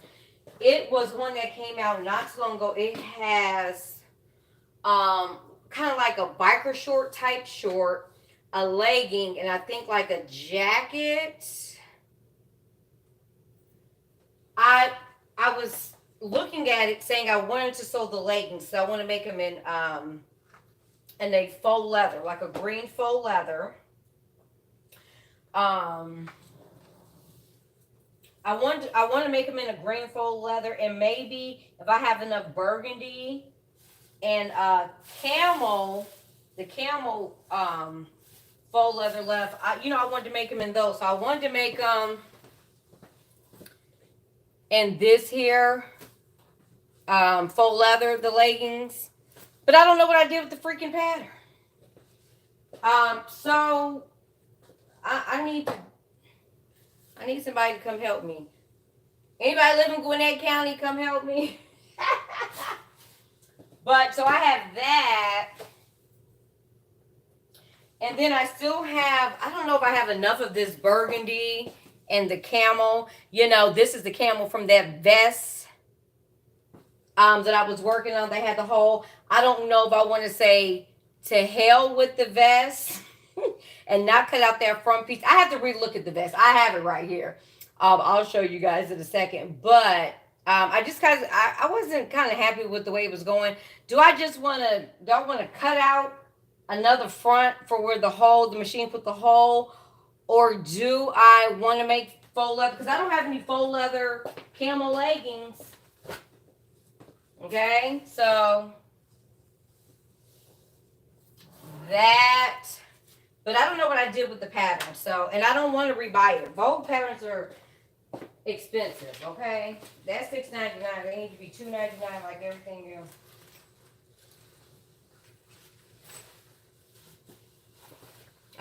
Did I tell y'all I had ADD? I feel like I have ADD. But anyway, here is the vest. I'm going to show you guys. This is that Butterick vest.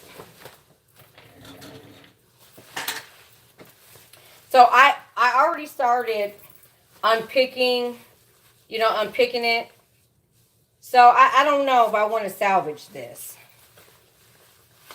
Because I'm going to have to put, first of all, this little piece right here. I see the button. Is this the piece? Okay. I didn't lose that piece. I still have the piece. So I still have that. But I don't know. So let's see. I don't know if I still want to be bothered with putting time into this. But this one in particular. Ooh, my sweater's getting all this stuff, all this denim stuff. This is the funky side. But I did do like fun pockets. And then the facing on here was not sitting right. I didn't like the way the facing was sitting. Like it kept coming out. That might, I don't know, maybe it's maker's error. But this, you can see the one, I was to the finish line. That's what makes me so mad. I was to the finish line, guys. I was to the finish line. So, I've unpicked it. I don't know. I might forfeit making the leggings and revisit this. But I got to get it pressed out because it pissed me off and I had it balled up. But it's cute. So, let's see. Let's see. Let me put it down. Let's see if you guys can see. Okay. This is the back. You can see how it has the pleat up there. This is the back. I think it would be so hot if I finished it. Maybe I might just take the time to finish. I have fun pockets. Okay. I have fun pockets. And I love the little shoulder detail. I'm going to make this vest again, whether it's in this material or not. I'm going to make it because I do like the pattern. The belt. Did I ever make the belt? Did I make the belt? I don't remember if I made the belt. But just looking at it from right here. Okay? Like, I love what it's giving. Okay? A turtleneck up underneath here. I know I'm getting sidetracked. I'm aware of it. But I told you guys I was going to show it to you. And then I just saw it sitting right there looking at me like, why you ain't touch me? Okay. All right. So just imagine it being done. I got a belt. Okay. It'll look good with a turtleneck, a long sleeve shirt, you know, anything. Like, it would look really good. I don't know, y'all. Y'all let me know. Y'all think I should finish it? I need to hang it, though. Because if I do not finish it, I am going to use that material. This is going to be something else. It definitely is going to be something else. I'm not going to waste all that material. It'll be something else.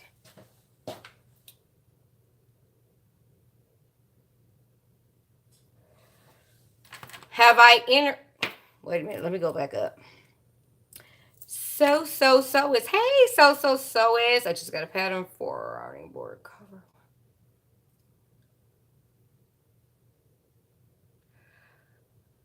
Okay, so is. Okay, so I'm going to quit complaining. Because if you said your space is smaller than mine, then it has to be small.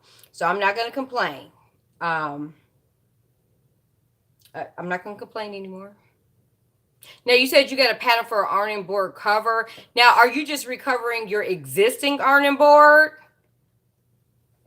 Or are you making another one?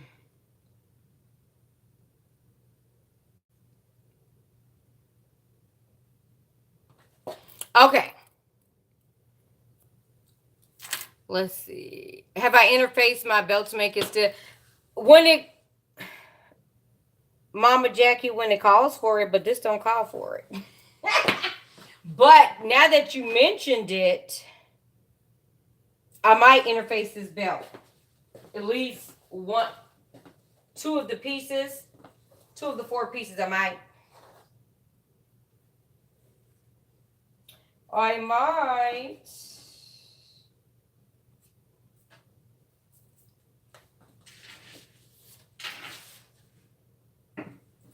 All right.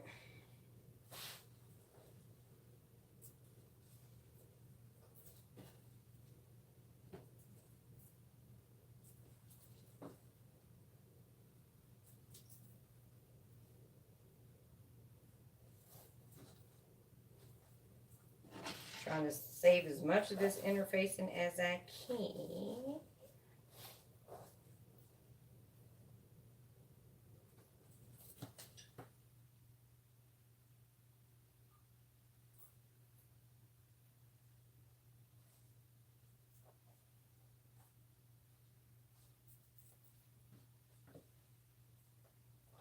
Maybe we'll get Mama Mari Mills on here sewing.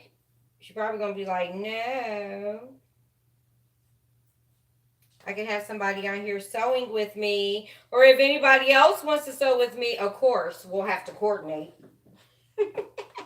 So I can make sure I have my tail in the house.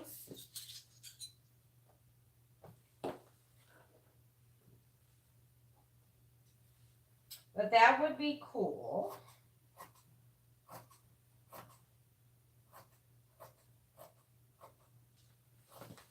So if anybody's interested, let me know.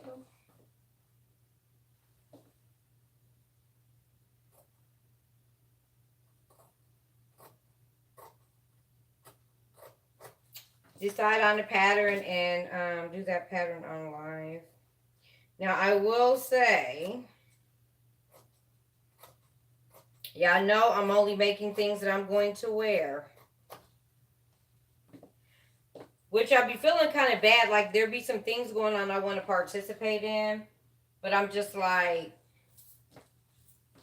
I'm done sewing to be sewing. Like it needs to make sense to me.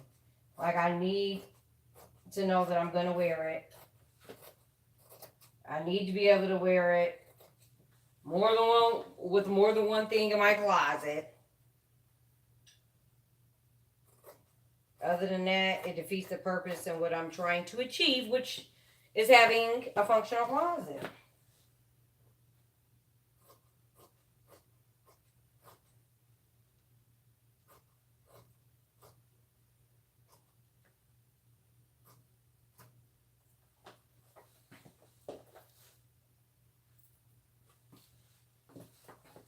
Last piece.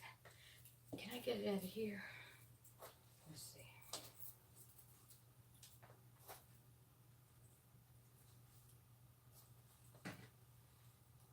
Oh yeah. Oh yeah. Oh yeah. Oh yeah. I might be able to do. Oh, wrong way. Maybe not. Mm, mm, mm, mm.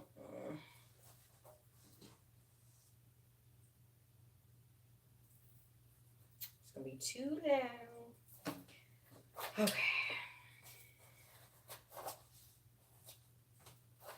Dang, do I really want to interface those belts?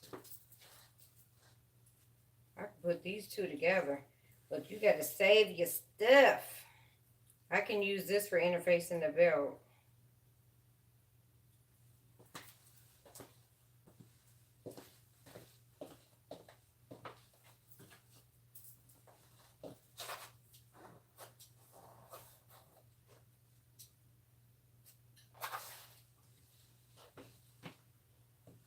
Yeah, I really, really, really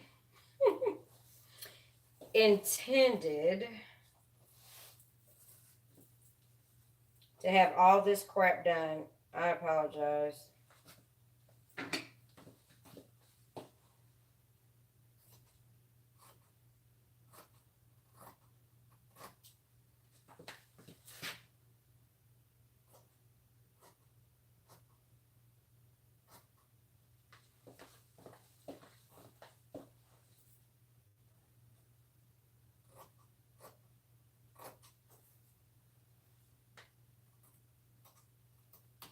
I thought about waking up kind of early because no matter what, I get up on the weekend by 7:30.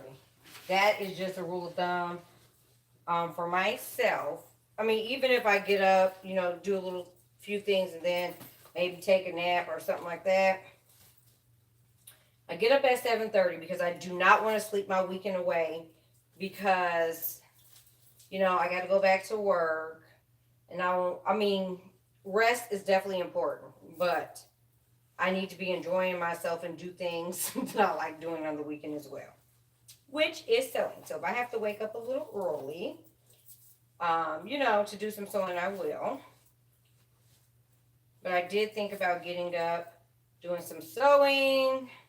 I don't even know how the heck oh crap. I said I was going to do the belt, didn't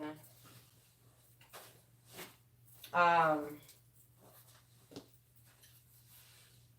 If I do, who knows, I might hop on back on live and finish sewing the whole thing on live. What do I do with them belts?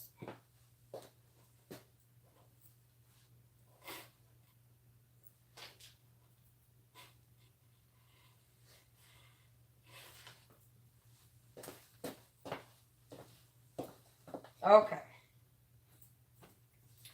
So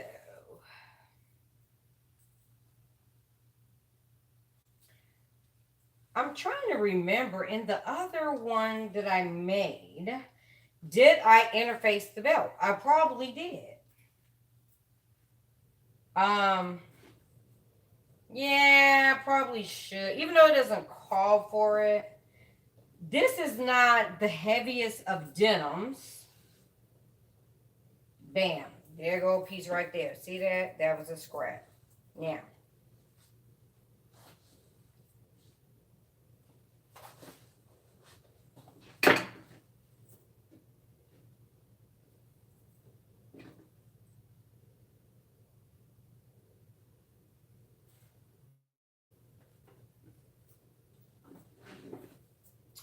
Yeah, I think I should because does this thing, wait a minute. Does this call for tabs? Does this have tabs? 15. Piece number 15. No. Piece number, oh, carriers. That's what I'm thinking of.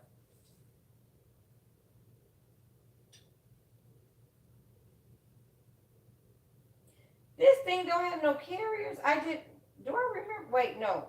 4. 4 is a carrier piece. Oh, Lord. Oh, Lord. I don't remember seeing the carrier piece.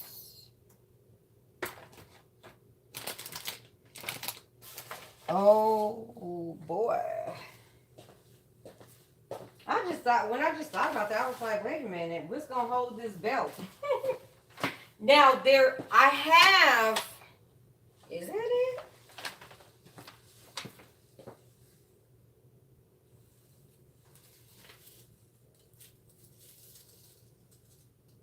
Lord, that's something else. On one of my coats I made, I think, was it a buttery coat I made last year? I wish I had did some carriers for that, and I might have to, I don't like hand sewing, but I might sew some carriers onto that. But I did, because I don't think they had an option for carriers. But it did have a belt.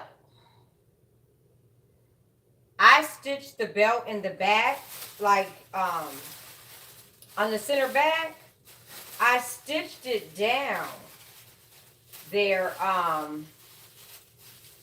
but I think I still want to go back and add some carriers because I just feel like, if you don't want to tie the belt, even though I stitched it down, I think they're at the bottom down here,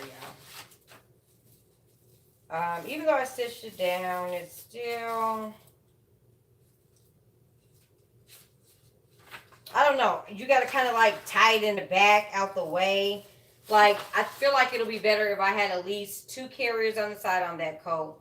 So I can bring the belt through, and then tie it like I do my trench coats. Okay, so yeah. Found the carrier piece. Carrier piece.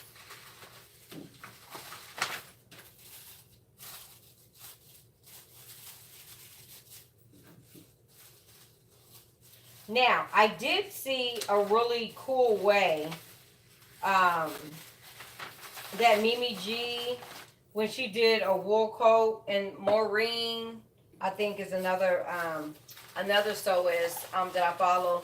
They put slits, okay, on the side where the carrier would go. They put a slit at the top and bottom, and then they put the carrier through there. And then from the wrong side, they sew it, right? So it's not on the outside. And I totally get why they do that. Because, when you fold it under, it creates quite a bit of bulk. And sometimes, depending on the fabric, trying to sew through that can be a whirlwind. So, yeah.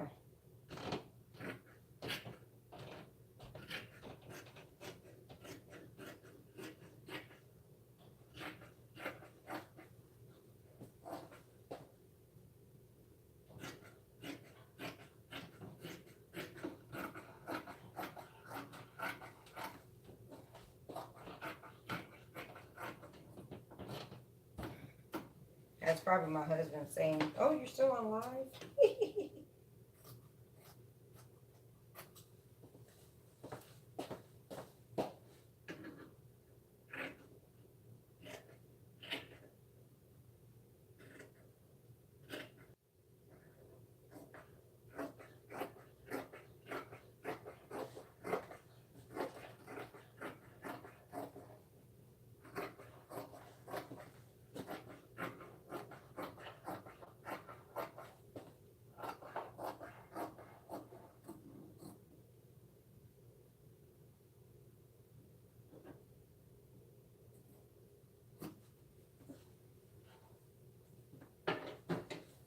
Okay, we are done with interfacing. Dun, dun, dun.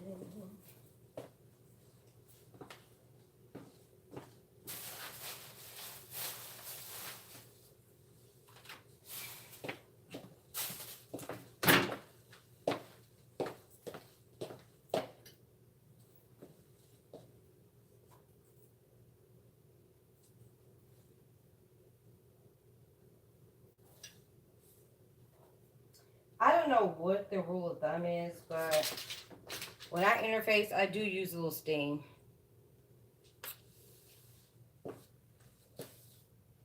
I know they say you should just, I think they even say you should put a pressing cloth. I don't know.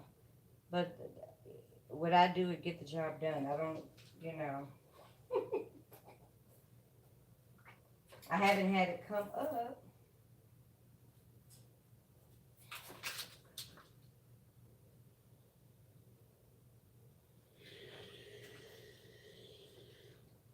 But I am super excited to make this.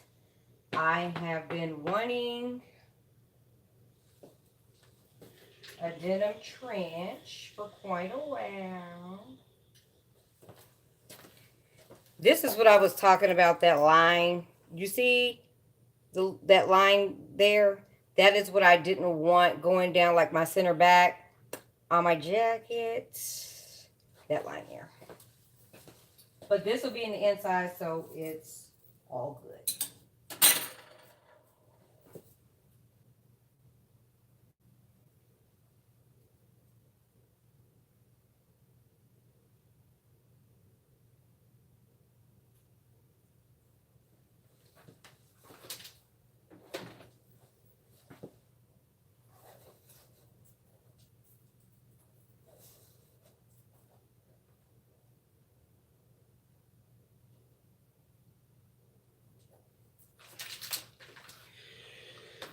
This is really the best time for me to be doing anything sewing related.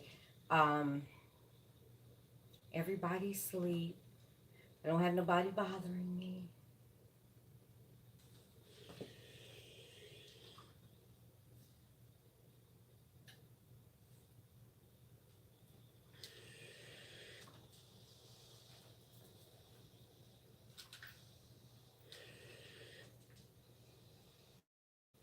I saw somewhere where somebody says that they cut their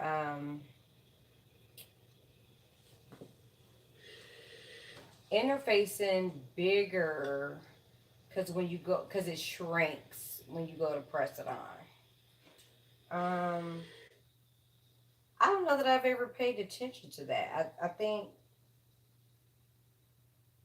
because you cut it on the fold and it's interfacing and it doesn't go as flat as material does.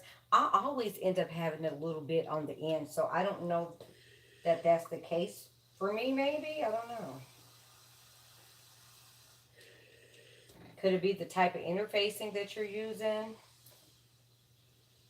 Possibly, maybe. I guess you didn't know. Um, I always get these pieces mixed up. I probably should do a little mark on which one is which, cause I listen. They be almost looking the same to me.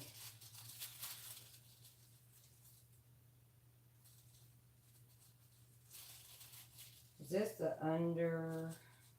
No, this is the. No, this is the under collar. So you know what? I'm going to mark it.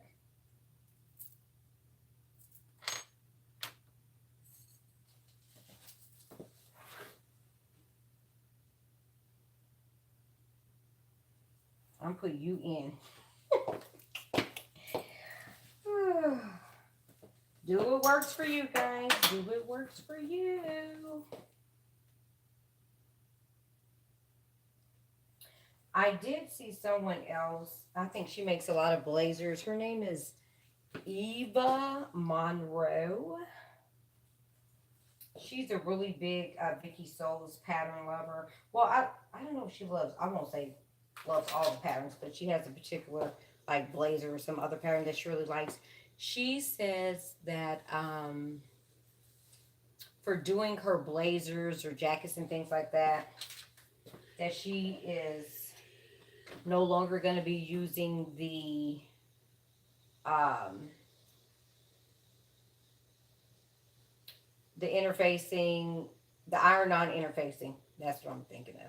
The iron-on interfacing, because I guess, and well, you shouldn't be washing a blazer, but I guess maybe in whatever something that she's made, and I guess maybe wash it or something. I guess she's saying it comes apart over time, and it gives your collar, whatever's interface, a funny look or whatever. I haven't had that experience yet, but I can definitely see what she's saying. So she said that she would be using sewing interfacing, um, moving forward. She would just do the sewing interfacing, but I feel like even though it's not ironed on, it's sewed down. Won't it still move a little bit? I don't know.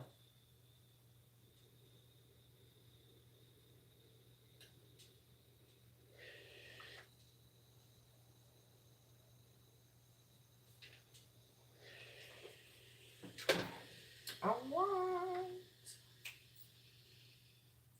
Okay, interface the facings.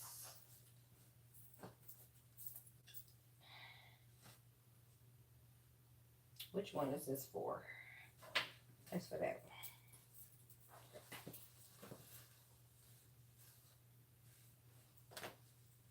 one. Uh-oh. I can stuff down. Start from the bottom.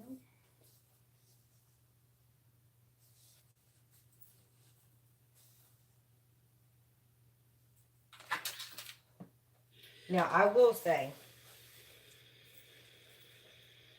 depending on where you get your interfacing from, you can get some janky interfacing, okay? Especially if they've had it sitting there for long periods of time. I think the dust does something to it.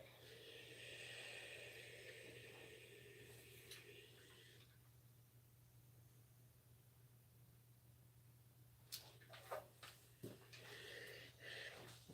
this side.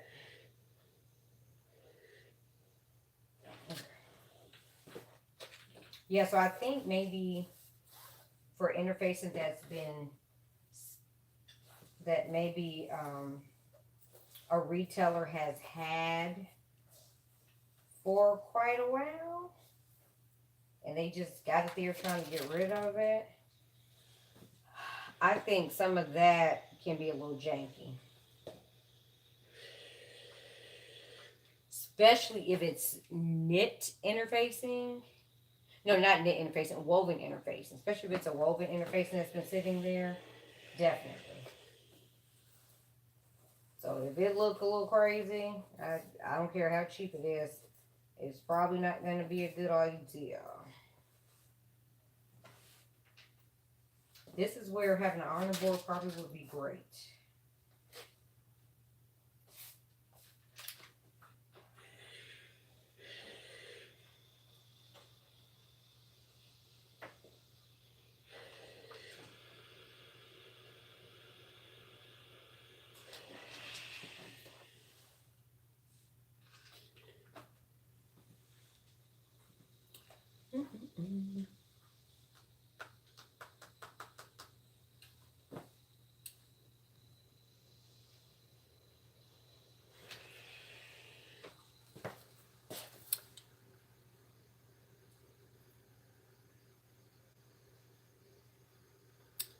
Oh yeah, I'm gonna so is funny.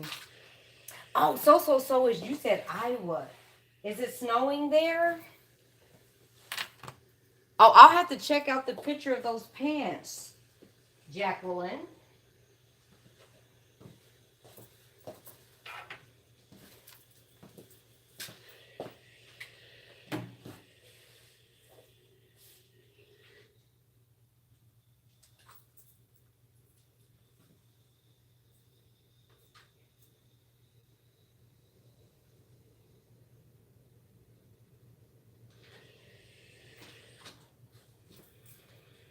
Jacqueline, is that a knit pant?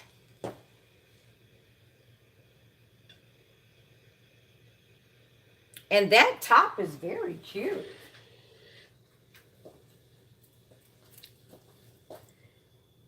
That is Mama Mari Mel. She made some pants and a top there. That top is gorgeous. The pants I think are black. Are those black pants, Jackie?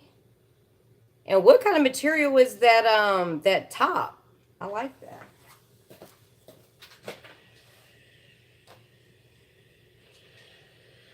I keep walking away from his arm. Snow is all done probably on 2 feet. Oh.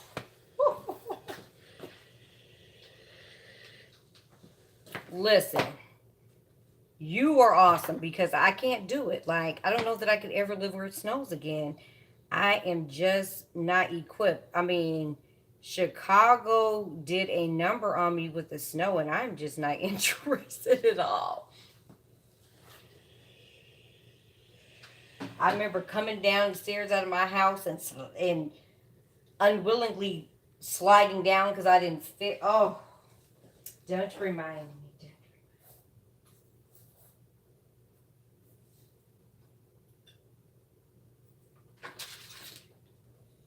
I don't miss. Well, I never really shoveled the snow, but listen, I don't miss walking in it. I don't miss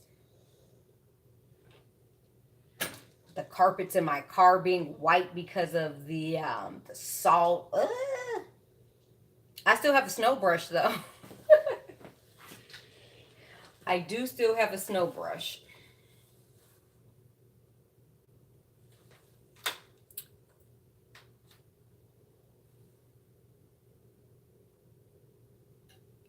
The pants are knit. The sweater is Walmart. That Walmart $4 knit.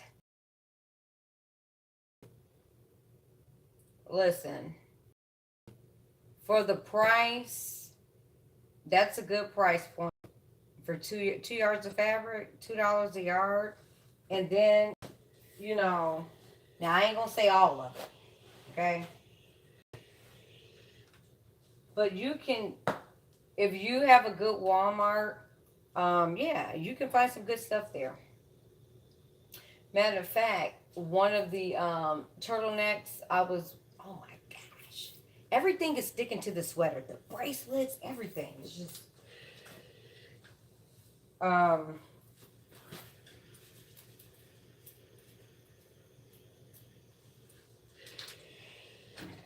let me see, 1, 2. On the first line, the 6 tops I was working on that I had cut out, at least out of the 6, I want to say at least 3 to 4 of those was material from Walmart. And Walmart material holds up pretty well. Like, I don't have anything that I have had any issues with. And I'll tell you something else. There's one of those fabric sites. Is it Fashion Fabric Club? I want to say it might be Fashion Fabric Club. Fashion Fabric Club. Some of the material that I see at Walmart, sometimes I see on Fashion Fabric Club. So I was wondering, are they getting their fabric from the same place? Or maybe does Walmart get some of their remnant pieces, or do they sell to Walmart? Because I've seen quite a bit of material.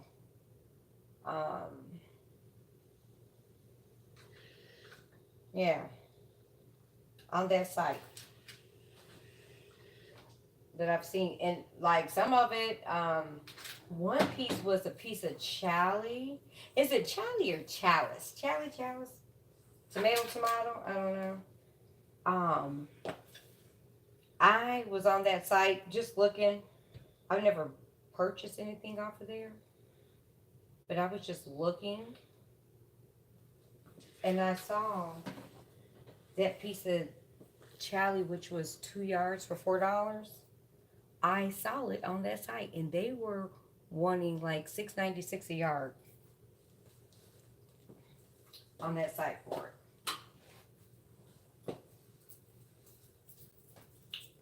Now, what you want? You want the 2 for $4 if you only need 2 yards, or you want to pay almost $14 for it plus your shipping? So check your Walmarts. And I have quite a few Walmarts around me, so you know, anytime even when I'm out of town, you know, I will go to the Walmart to see if they have fabric.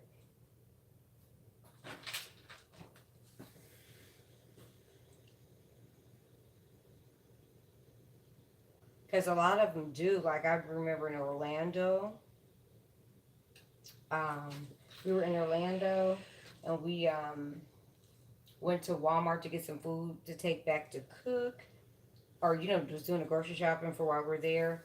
And I found, now this wasn't a 2 for $4. I think it was probably 3 for $8. I still have the fabric. I haven't sewn anything with it, but it's a really nice knit. I will get around to it probably this summer. But it's a really, 3 yards. It's a really nice knit.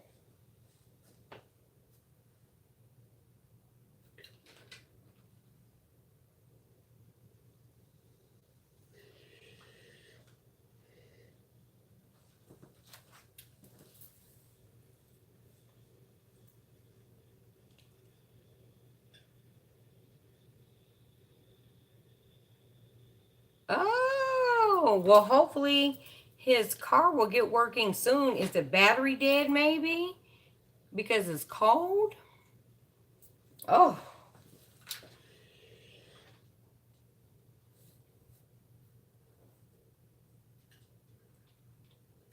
I can only imagine. Oh,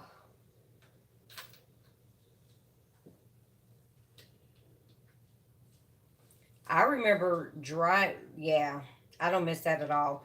Driving and sliding a little bit, and I have a habit of taking my hands off the steering wheel like that, and that's not a good thing. Don't miss driving in the snow at all.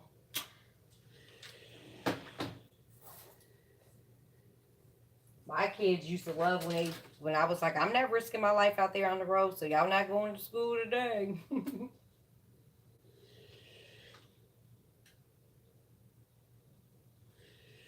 So here when they get a little snow, they shut everything down. So, and I think since I've lived here, we got snow one time, and it was gone within a few hours. It had disappeared. And you know, things were shut down because they're not equipped. They're not equipped to handle no snow here. And I think what my husband told me was places that don't really get a lot, like they get snow, but maybe not a lot of snow, or are known to get a little snow. They have sand instead of salt. Um, I guess sand provides some type of traction. Um, yeah, I don't know. I don't like that. Put down some salt. That's what I know. Salt.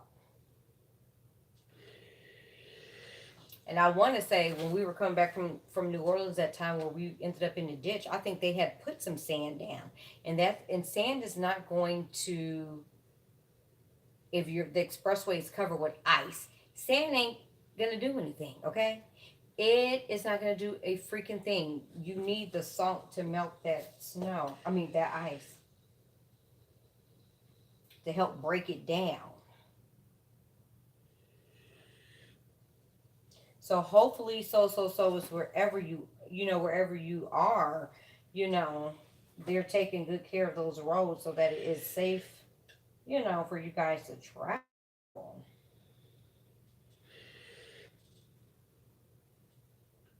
Because that's to me, it is so dangerous. I feel like driving in the wintertime is dangerous. Like, when there's the ice. Not so much the snow, but when the snow hardens and it turns to the ice, that's the part that freaks me out.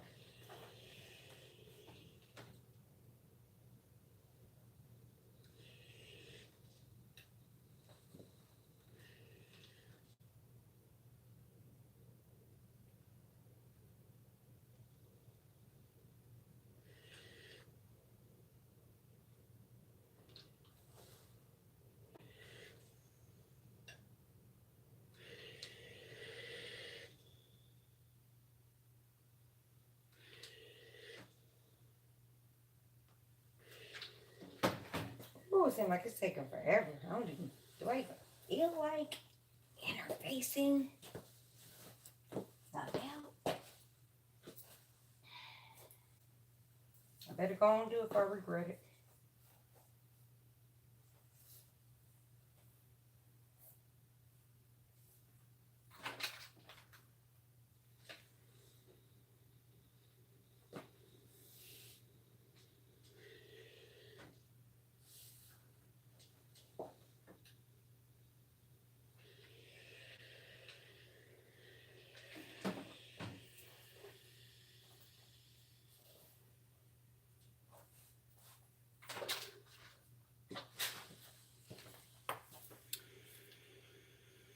Oh, maybe froze. Oh, 0 degrees. Don't look at it.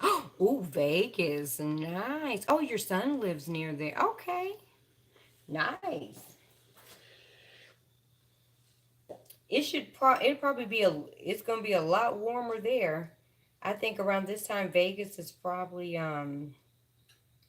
what is it, in the 60s probably there? I know we're supposed to be cold tomorrow. Then I think it's supposed to rain a lot next week. And then I think next Thursday we're supposed to be like in the 70s. Pneumonia weather. That's what that's called. Yeah, the 60s would be really, really nice. Really nice.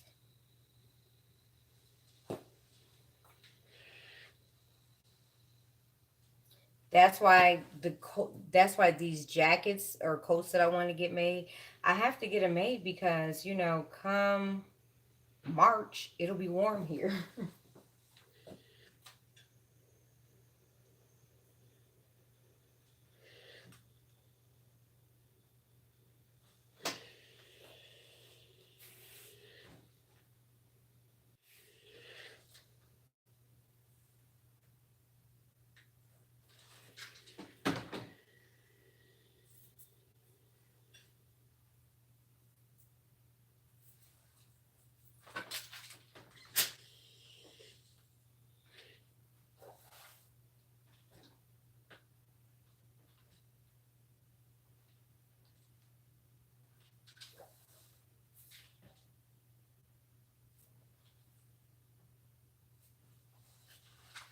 One thing I'll say, if you can get a remote start for your car,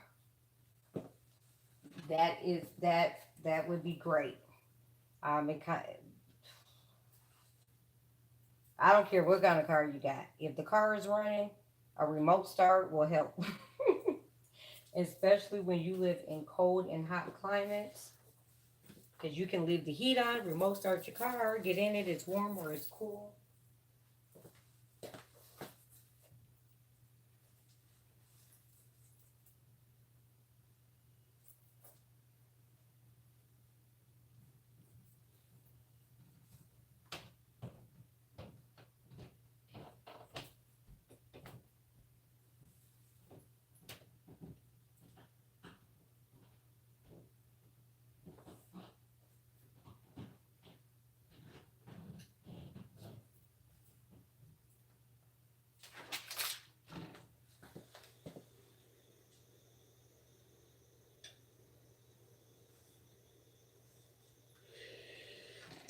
Okay, I'm using the 2 scraps on this belt.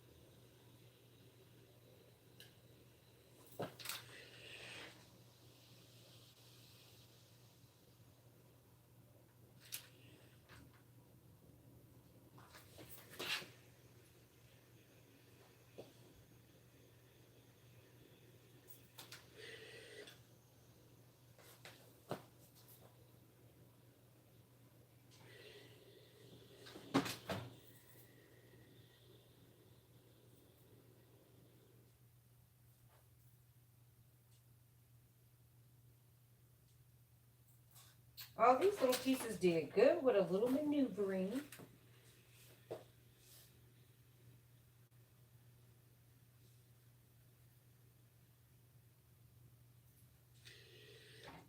I think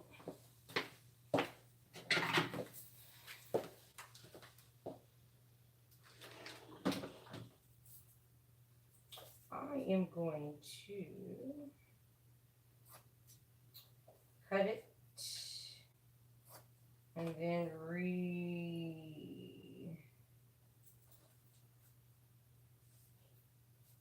reset it to the way I need it. Actually, get this piece.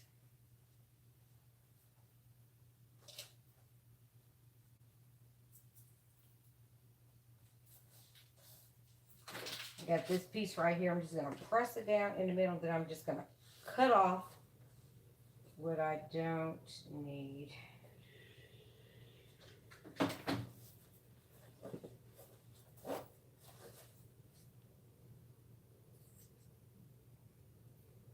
That way that point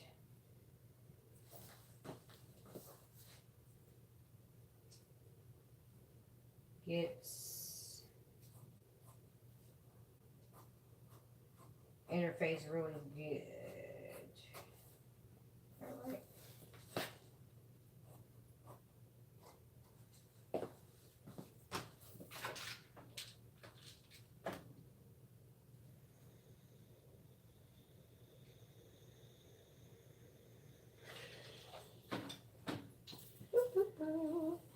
All right. All right.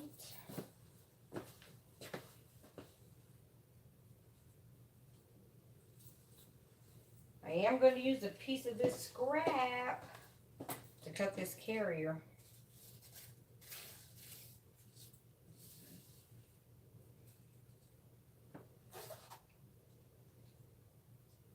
I feel like I want thicker carriers for some reason. I don't feel like these carriers be thick enough. To me, they're really, really thin.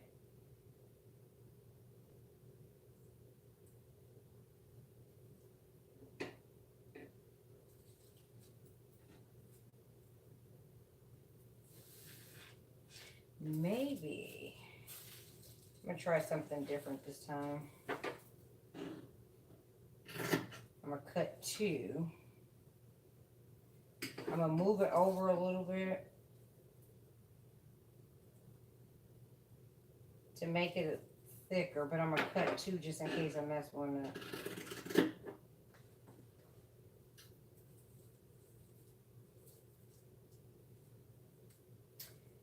So I'm going to cut the carrier a little wider.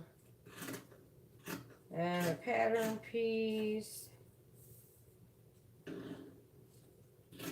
if I don't like it,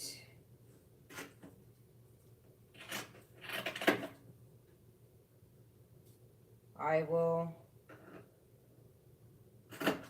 cut it down.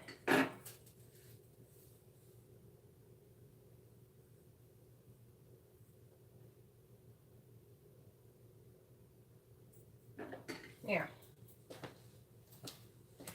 So I'm gonna press this little piece I just cut for the carrier in half. Then I'm just gonna cut down that crease.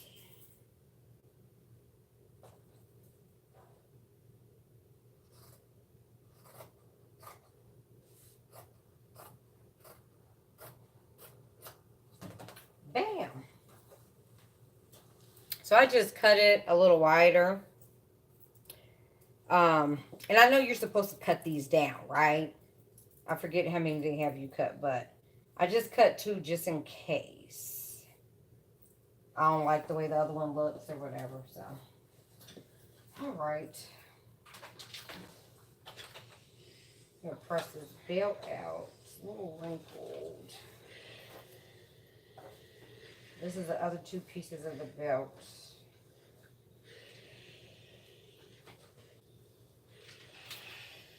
Oh, all that wire's gone. Press those out a bit.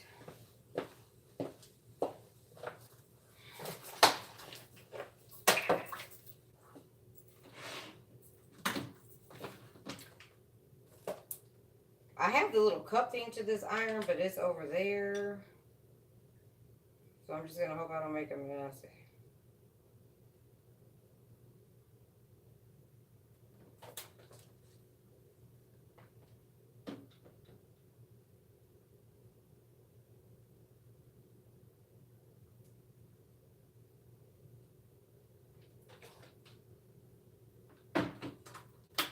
When I don't have any of this water, I get some out of my refrigerator. This is right here. Oh.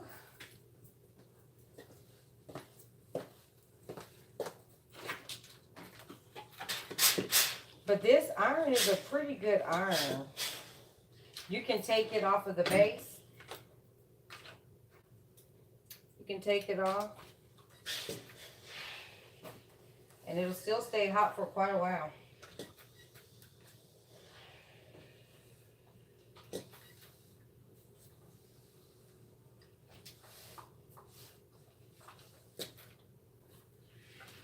The other little irons the sewing galleys have, those are cute too, the little small one. Oh, look at this, spitting out water. That's the only thing it does when you have the, that I hate, when you have the, take it off the base and you have the steam on, it does that whole spitting thing. I forgot about that. But I do have a little small iron, but I like a full-size iron better.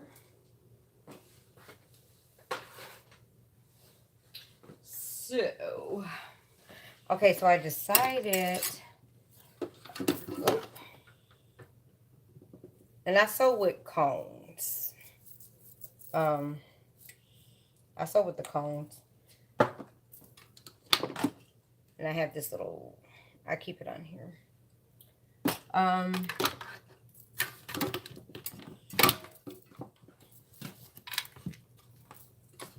So I decided blue thread.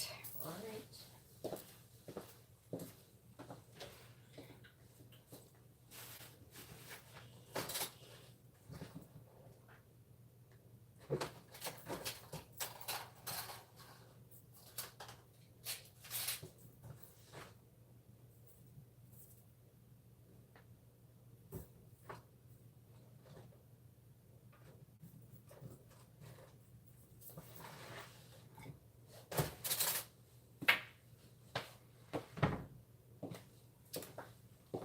So I'm going to use the navy. I think the navy will look good with that. I think I like that. Yes, so it's, I'm outside of Atlanta. So I think I'm going to do that. I think that's going to look nice.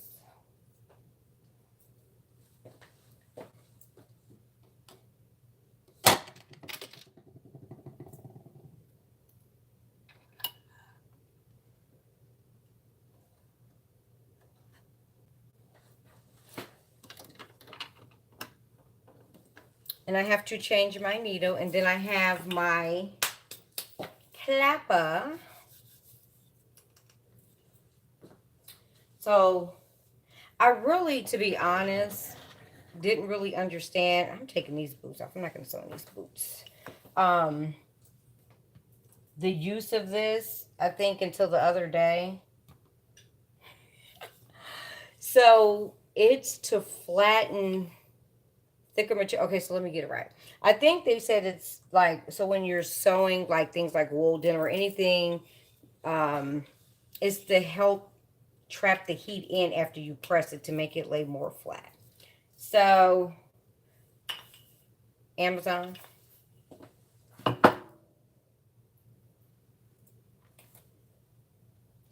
Oh boy. Now, what I did just notice is that I don't have a free bobbin. Is this blue? I have been really bad with my colors lately. I think this is blue. Yep, that's blue. Oh, I have a full one right here. This one will work. I'm like, am I getting colorblind? That must happen as you get older or something. Okay. So I have to change my needle. So let me change my needle. Because I have in a stretch needle. So I'm going to sew with a denim needle. I'm going to sew this with the, even though to me it's not, I don't know, it's not that heavy, but to be on the safe side, I'm just going to do it because it's the right thing to do. And just in case anyone comes on here and hasn't sewn before or is new, I don't want to mislead them. So sew with a denim needle. Now, my serger thread, because I'm using, I think, navy blue cones. I think I have only 2. Do I have 2 navy blue? Do I have 4? I don't know, but I am pretty sure I'll be serging it in black. Yeah. I'm okay with that.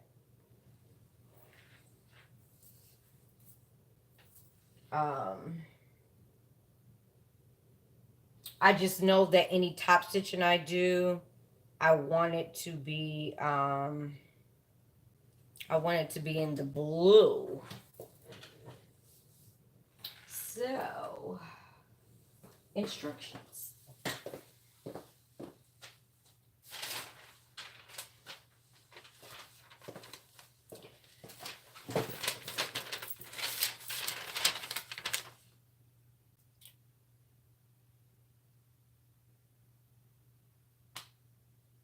Okay, so, yep. So, of course, you got to do your darts first. Then you're going to stay stitch.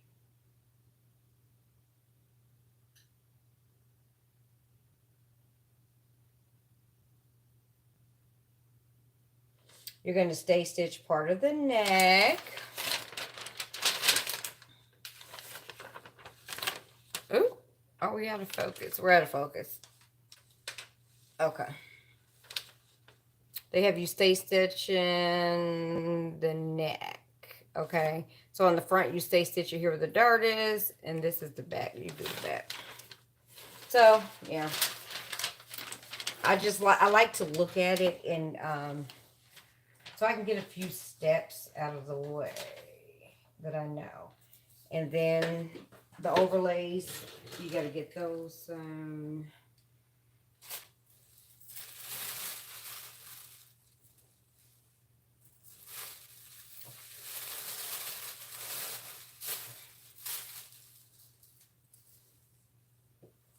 arm down sleeves.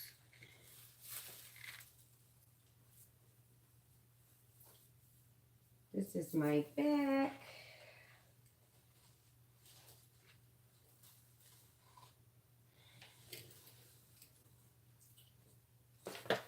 Okay, I'm gonna do my dots. And I do sing Out of Nowhere a lot.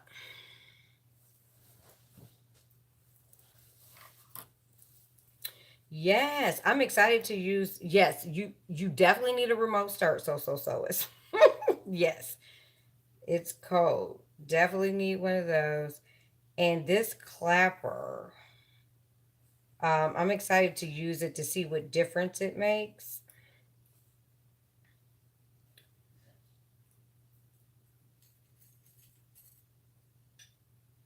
I also learned that there is a sewing foot. It's called a stretch, um, a stretch sewing foot, or wait a minute, stretch or knit or something. It's I think Madame Sews has one, and you Amazon sells it as well. Um, so it's a little bit more, I say, labor intensive because if like, so for some knits, a lot of people like to sew with a walking foot, so that the knits do not, so that they don't shift, right?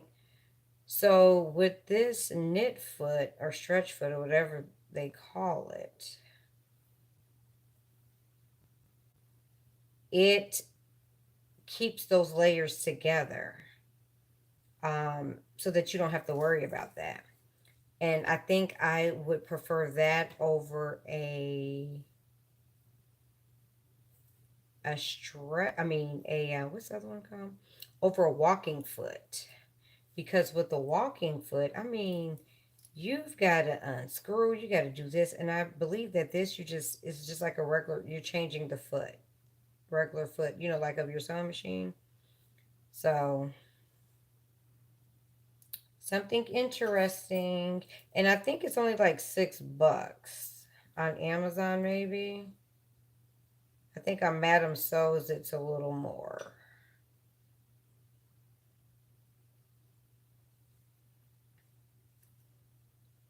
So, I think it's worth a try. And I'm pinning these darts.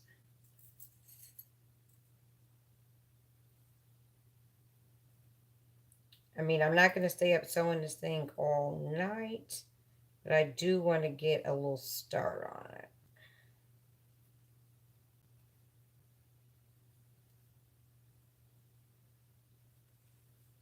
So that I can possibly have it done by Sunday and take some pictures. Style it up.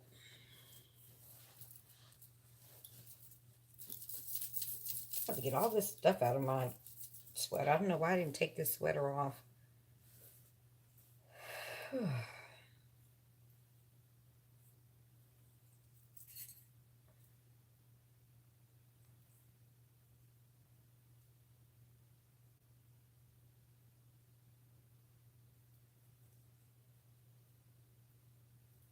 Like my kids left that fan over the stove running. Ugh, I'm sorry, making them pay my electricity bill.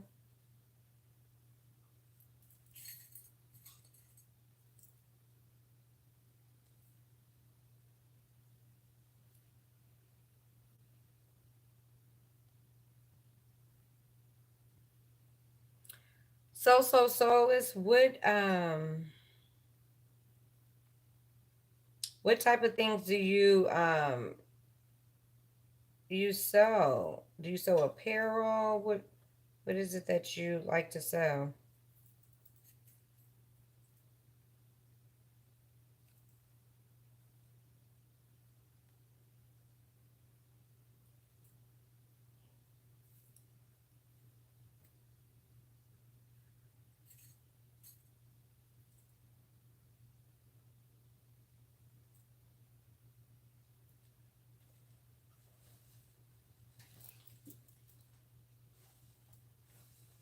Okay, let's get together. Oh crap! I never said. I said I was taking off these boots.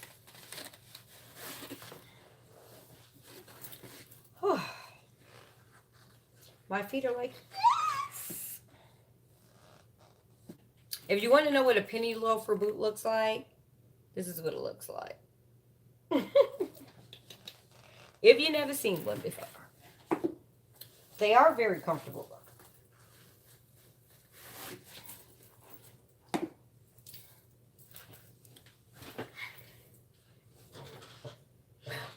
Nice. Okay. Now, are you a woven person or a knit person? Do you like sewing with wovens better?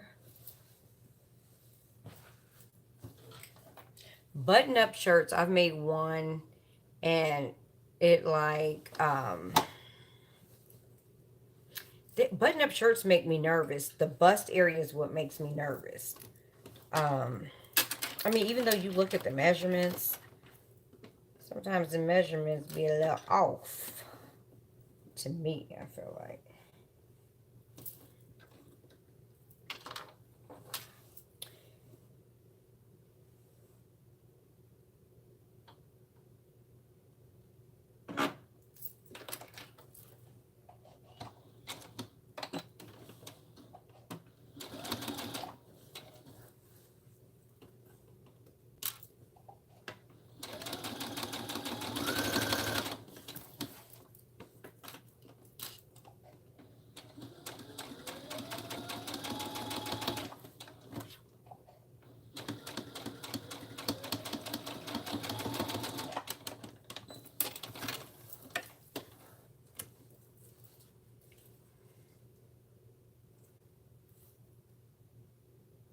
Okay.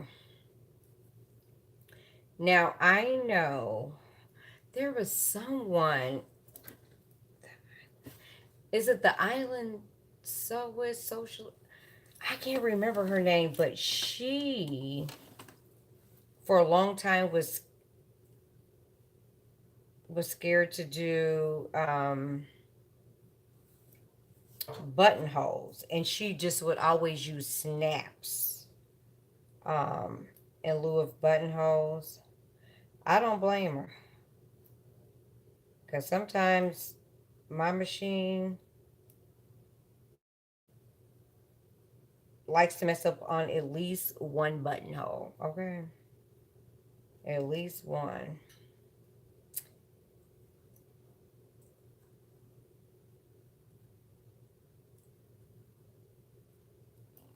Which drives me crazy. Tying off the dirt.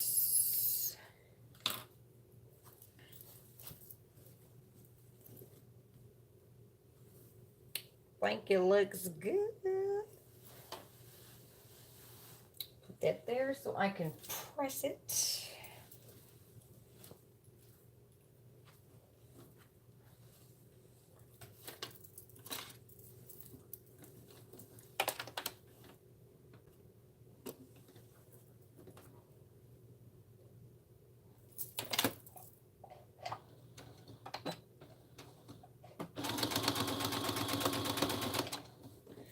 Now, I think whatever I finish tomorrow, whatever I don't finish, I think I might pull down my industrial machine or heavy, not industrial. I want an industrial machine. My heavy duty, and sew some on there. I just was not about to pull it out right now. And see how it does on there.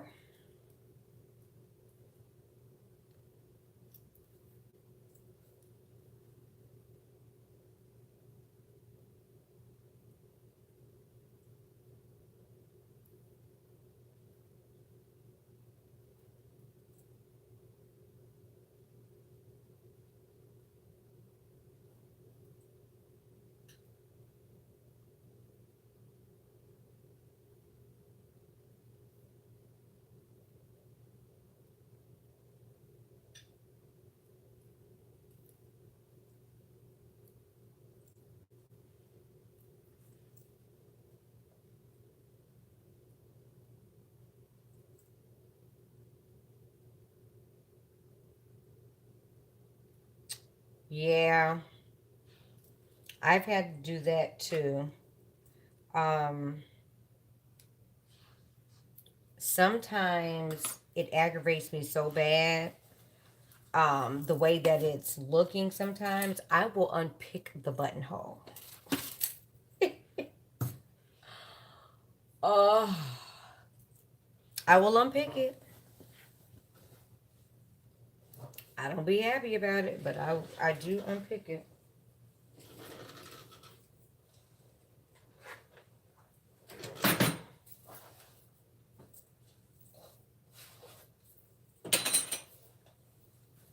Which way am I pressing these?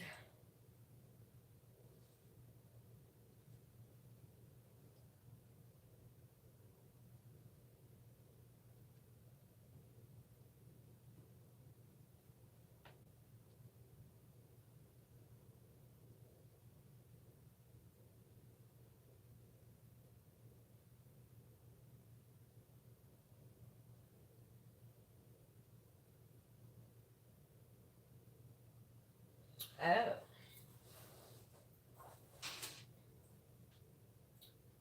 so with this dart, you don't.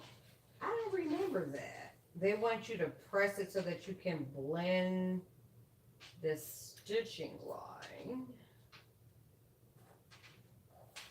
I feel like I need to go look at my other coat. I don't remember doing. I don't remember blending it.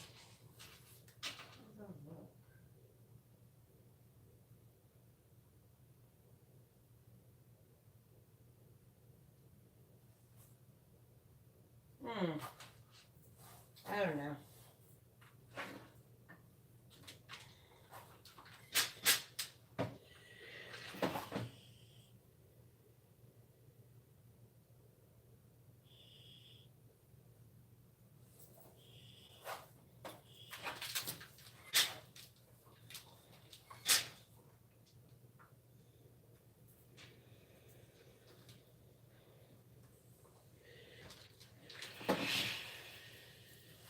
Stay stitched. I mean, not stay stitched. Press that. Which way did I do that?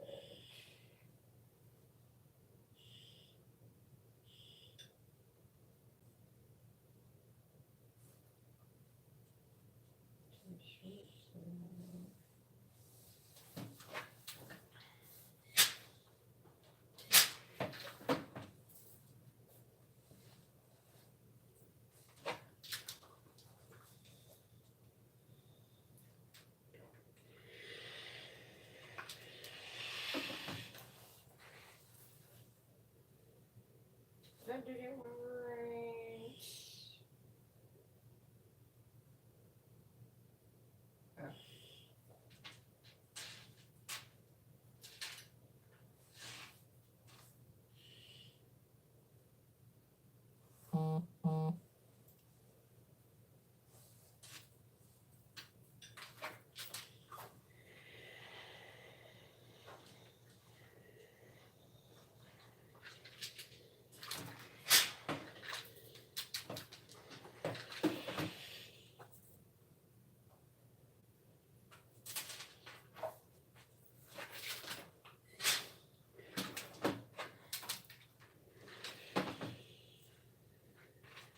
Okay.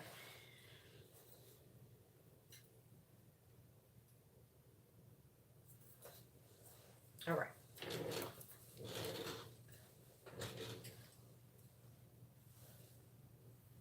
That's true. That is true. Yeah, no, it's definitely not any fun.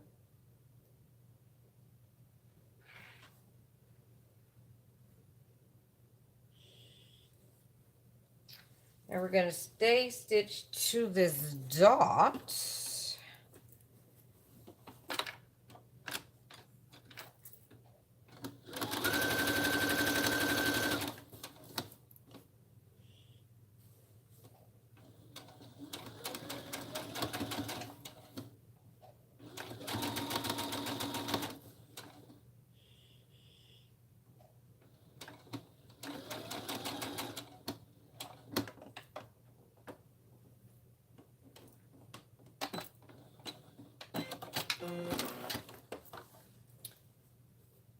stay stitched in.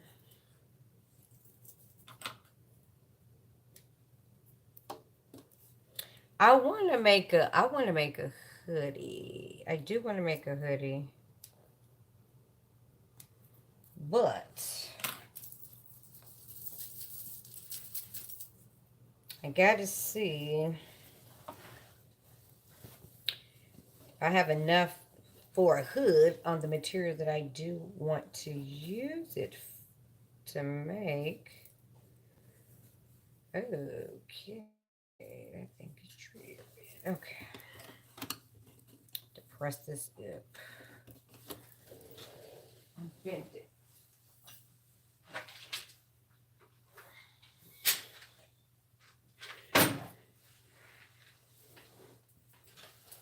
Okay. So now just stay stitching. I don't like the way this needle sounds.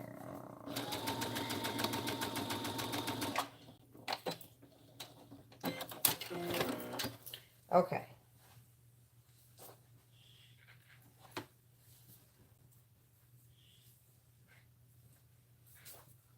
Those are stay stitched. What did I do with the back? Oh, the back is on my lap. Check that out. Stay stitched. The back neckline.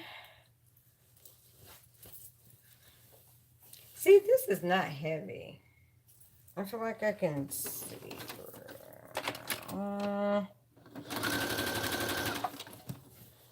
Definitely will be wearing something thick up under here.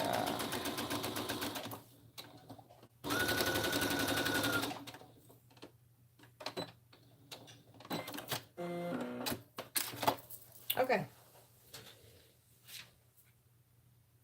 Now, the overlays.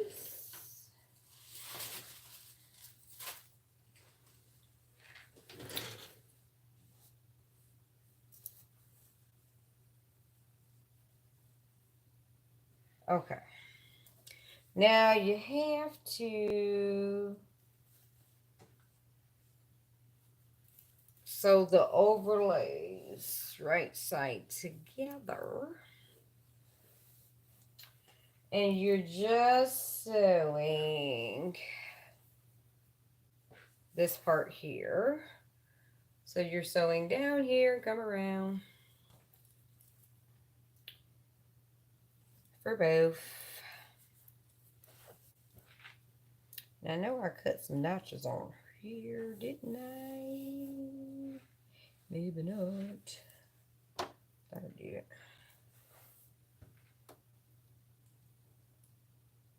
Oh my gosh, I think I see one of those spots on my overlay.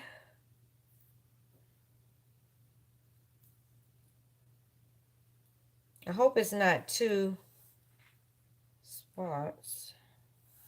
Let me check that out first before I even do anything. Okay, that's good. See, this is what I'm talking about. You see that line? Now, here's the thing with that. Since this is the overlay, this will be the under part. See, that'll be the, so it's going to be hidden. So I like that this is, I love that this is working out for me with hiding that mark. I have to pay attention next time. If I get any denim from Hobby Lobby in the future. Because something about those bolts, those little bolts, I don't know.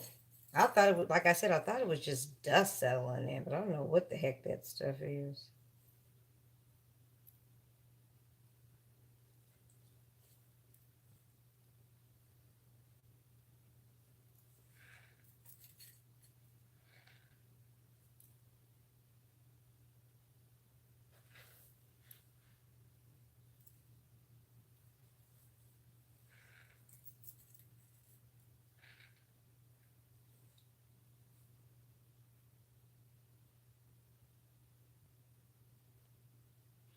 Thank you. So you should make it.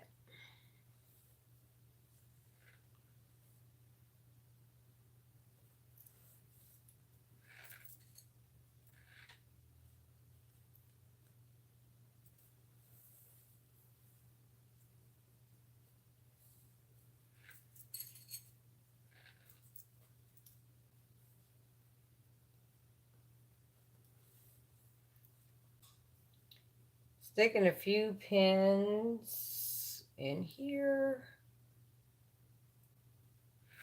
Typically with wovens, depending on, I don't really pin, but I probably should.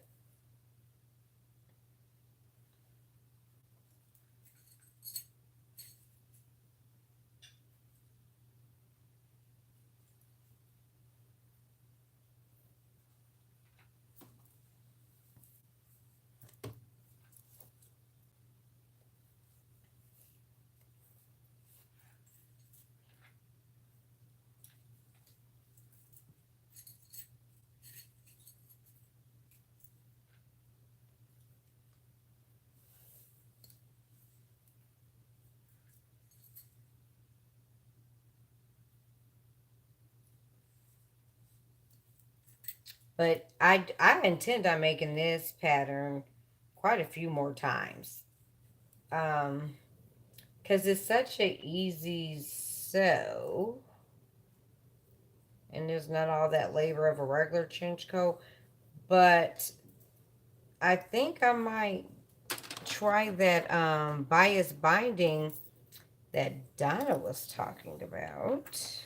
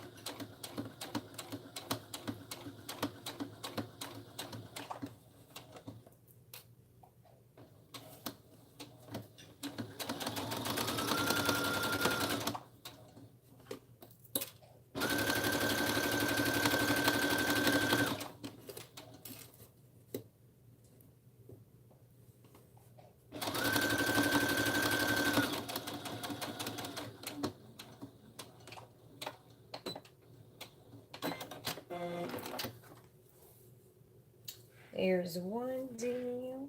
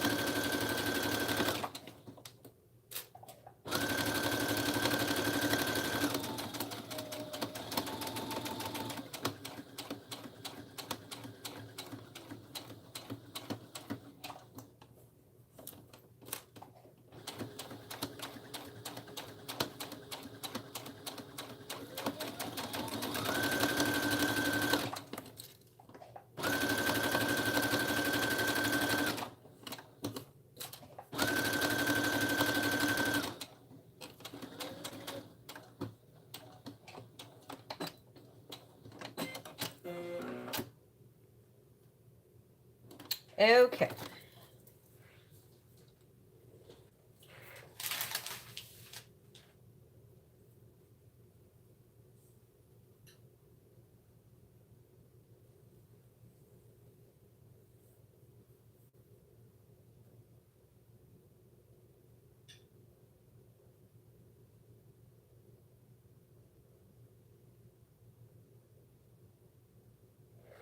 All right. Okay. I got to trim. Get my little garbage can right here. I gotta trim the overlays. And it says to understitch them. So I'm gonna trim them down.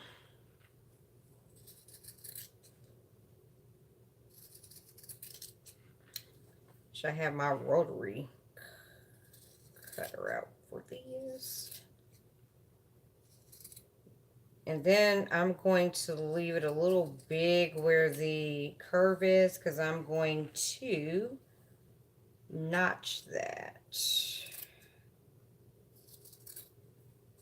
to help it lay flat. Actually, I'm glad I said that out loud. See, when I'm on live and I'm talking out loud, I can catch myself. So actually, what I am going to do is, no, I'm not going to notch it with the scissors. I'm going to go get my pinking shears and use that. I saw somebody do that. They were like, for notches, they use their pinking shears. Makes sense. You end up with perfect notches. Well, at least you should. I do have a pinking rotary blade that does pinking as well. I don't know if I have it on there though.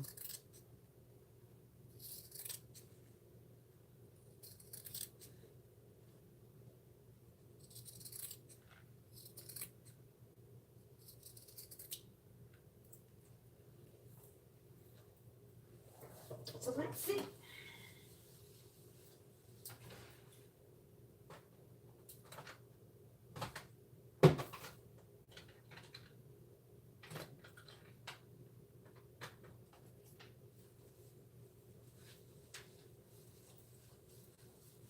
So I'm just going to use the pinking shears instead of notching it.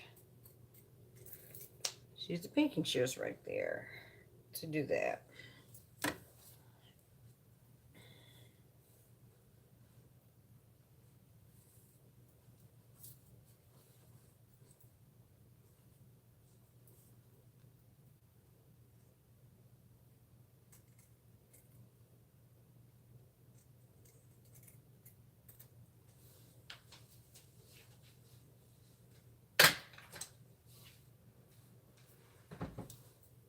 Now,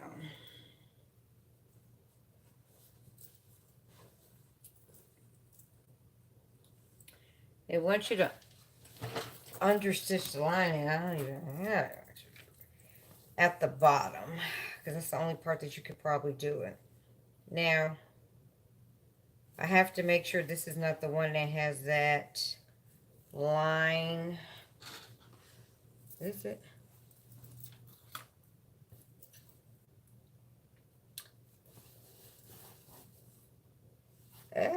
I can't see it now. Where's it? Which one is it?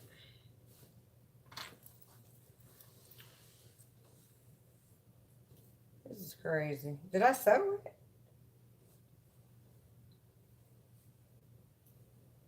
Am I going crazy? One of these had the line. Did it get sewn in the seam allowance? No, here we go, right here. It's right here. Okay. So, I will understitch.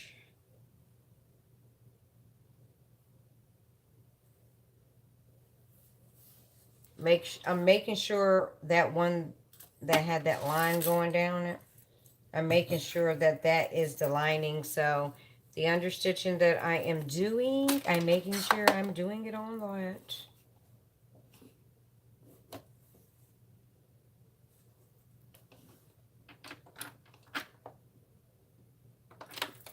I'm going to treat that one as a lining.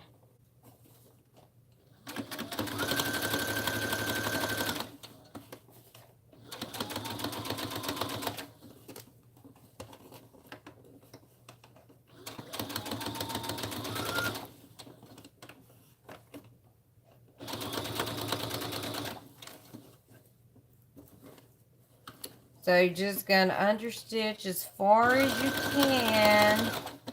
Because eventually you're gonna get to that curve and you ain't gonna be able to do no understitching.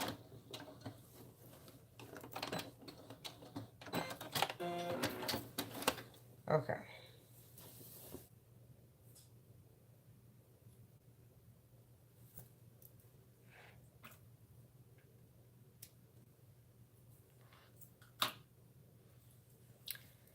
Understitch. This one is done. Just gonna poke out this corner.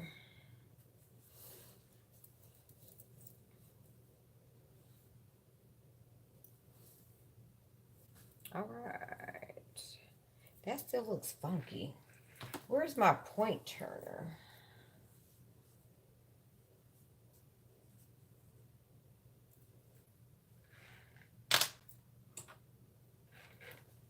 I have a point turner somewhere.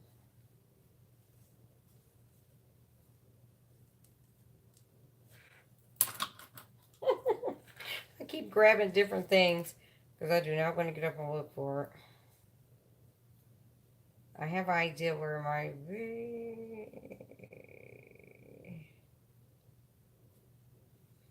And it could be the way I cut it.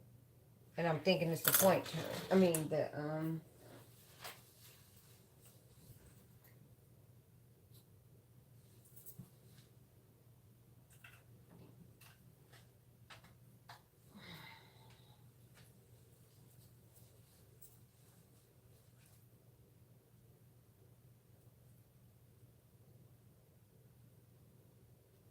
Okay.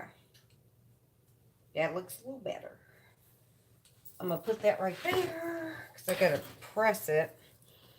And then after you press them, you're going to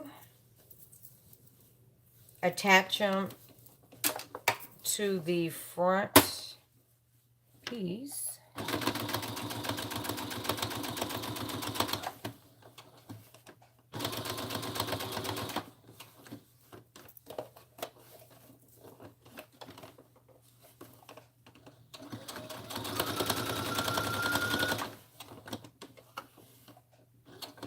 I know understitching is good, but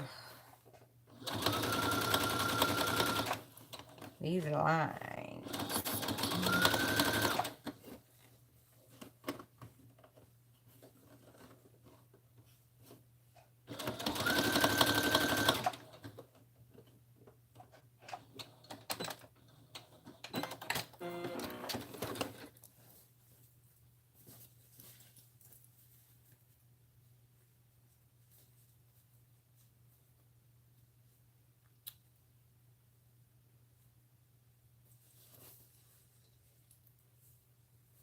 Okay.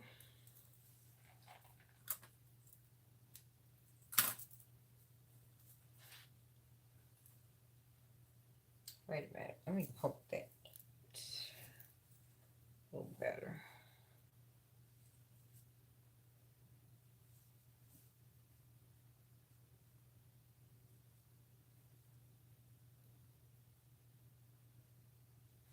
Okay.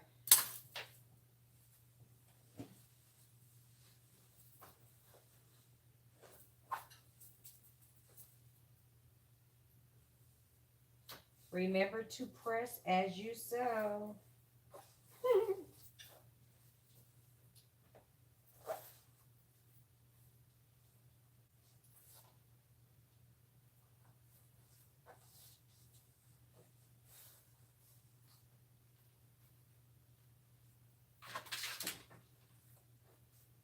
Just trying to make sure as I press it, because you have to,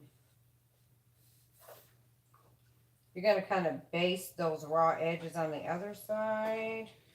So I just want to make sure that they line up good.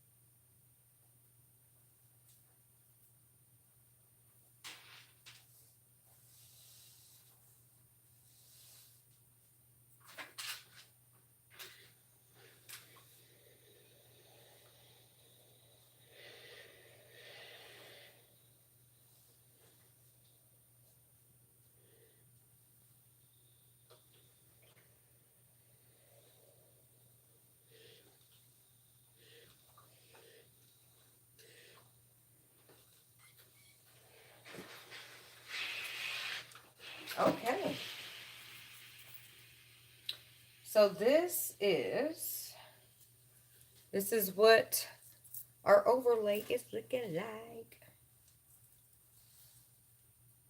I'm excited.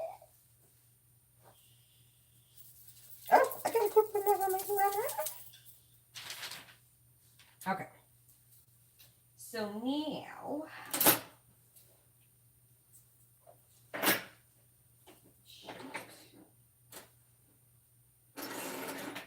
okay. So we got our two overlays. Set those right there for now. We have to put them on the front. This is the front. This is the back.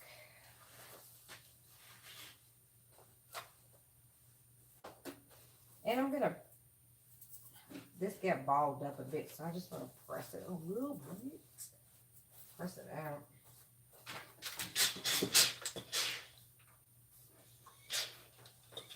Press it out.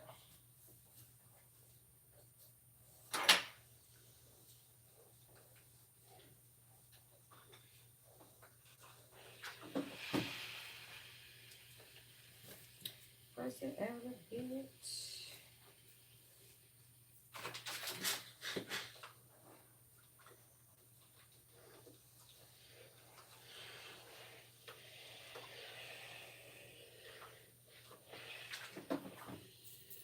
Okay. So now we'll connect. Okay, I'm gonna base the raw edges actually.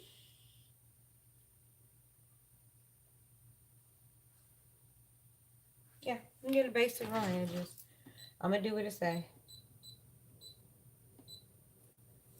Base the raw edges.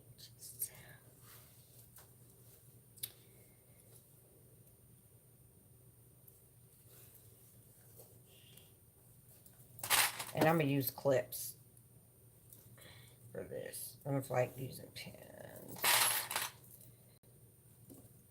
I could use less clips.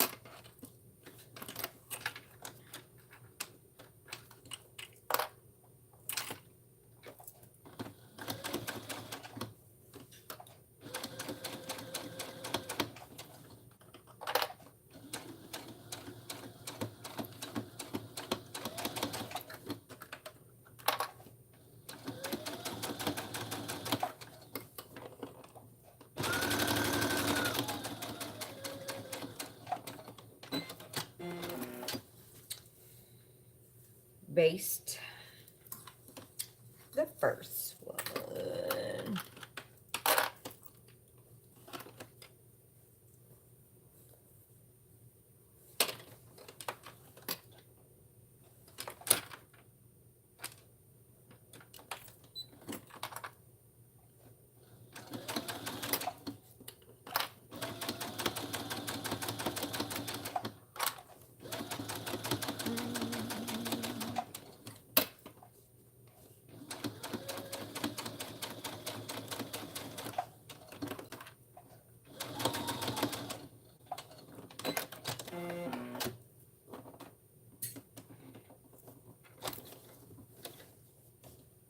Actually, let me base these lower sides.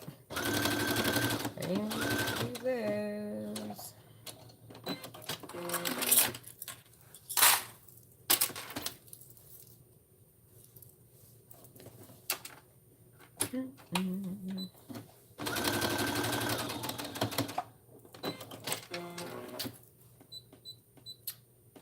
Change my stitch left back. Now, let's sew the overlay to its respective side. Now, I gotta remember, oh my gosh, I gotta find it again. Ooh. Okay.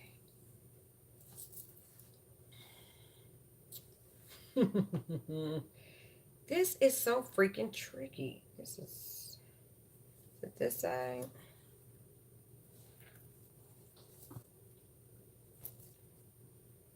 I think it's this side. I remember holding it up doing like, let me see. Is it this side? I think this is the side because I feel like I remember going like that.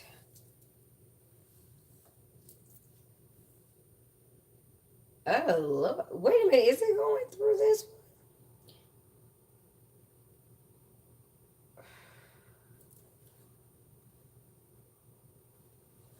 No, this one goes here. Wait a minute. I'm trying to see. This is so crazy. This might be the good one. Or is it not?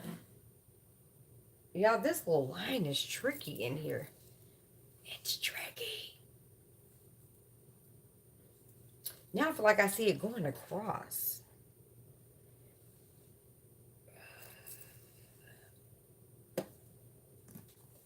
Maybe it's this one. I think it's this one. There it goes. There it goes. Let me sew this thing on before I forget what side it is again. It's this one. Let me sew this on. Okay. I'm matching up my notches.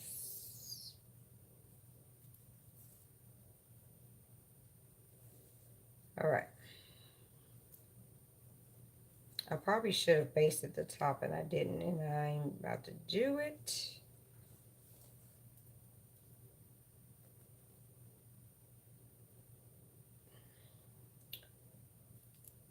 Just gonna make it do what it do.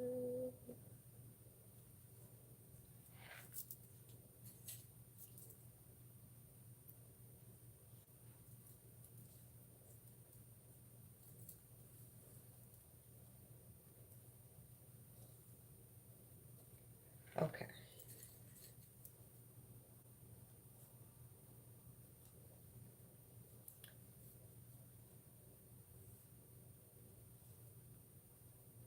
All right. Just line it up over here on the sides.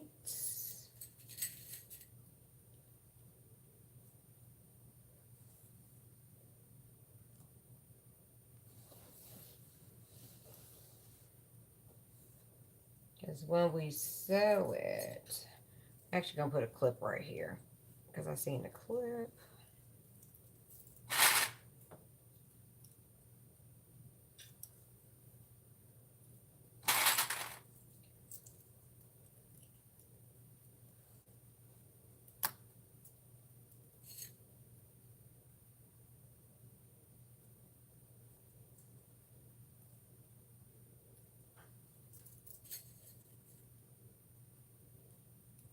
All right. That side is done. Y'all know what? I understitched the wrong side for for this other side. So I need to pick out these stitches. I'm gonna start it, but I'm gonna take them out.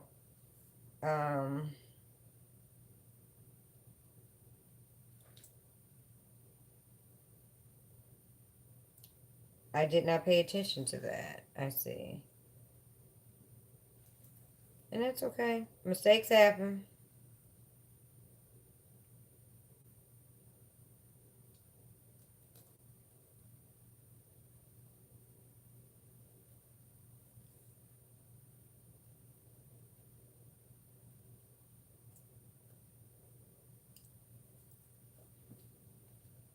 And actually, to make this easier with taking out that understitching, the basting that I did just along this side here, I am going to, I just took it loose real quick. And now, that'll make it easier to get the understitching that I did, that I shouldn't have done. It'll make it easier for me to get that out.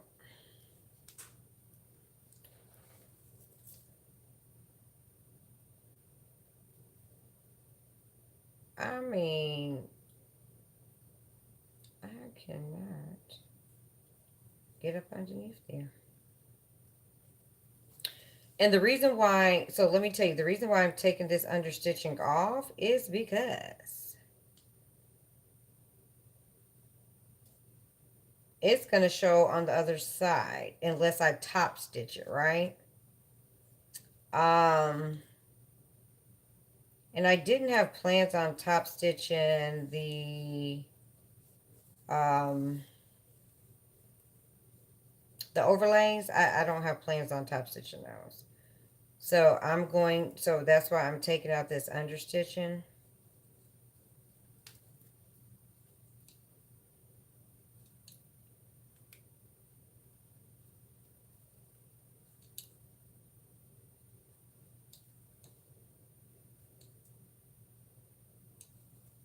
Okay, so there. Some of it is picked, so now it should be. And this is not my good seam ripper. I don't like this one.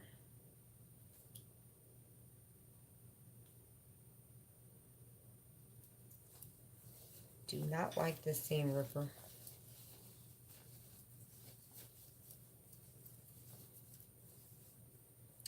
But I believe my other one is upstairs.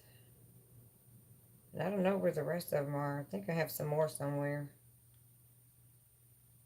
No, I do have more somewhere because I bought them off of Shein. They had these big ones and then they had some smaller ones on Shein. But I like the ones where you can just run the seam ripper along and it just goes.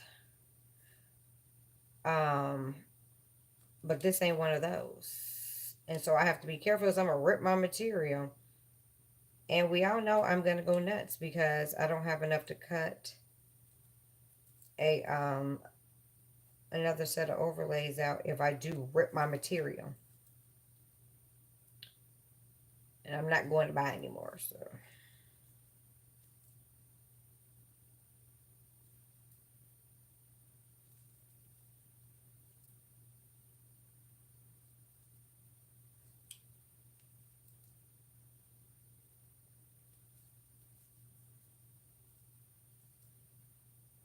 In some instances, I really don't even understitch. Like, I don't think I understitched the last one I did because to me, if you press these pieces good enough, and I probably should have used, ooh, I think if I press them again, I'm gonna use the clapper to trap the heat in, especially on that curve. I feel like some things, let me be clear about that. If you press them good enough, they will not roll. And I think for this, that's the case because I never had any issues with the other one I made rolling. So.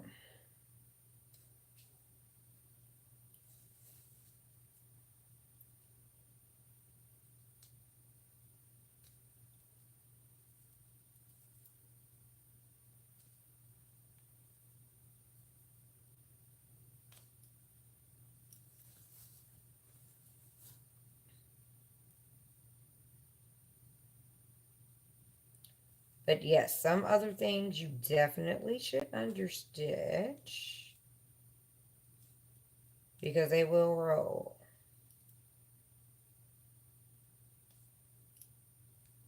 But one with my collars, what I'm starting to do, um, I've seen a few people using the duckbill scissors. I think that's what they're called. And what they do is to reduce some of the bulk in their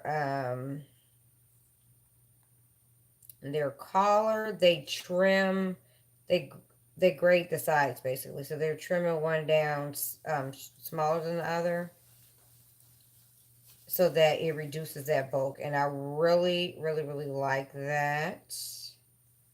So I think I'm going to start doing, and I have some of those scissors. So, putting to use what you have. I'm going to start doing that.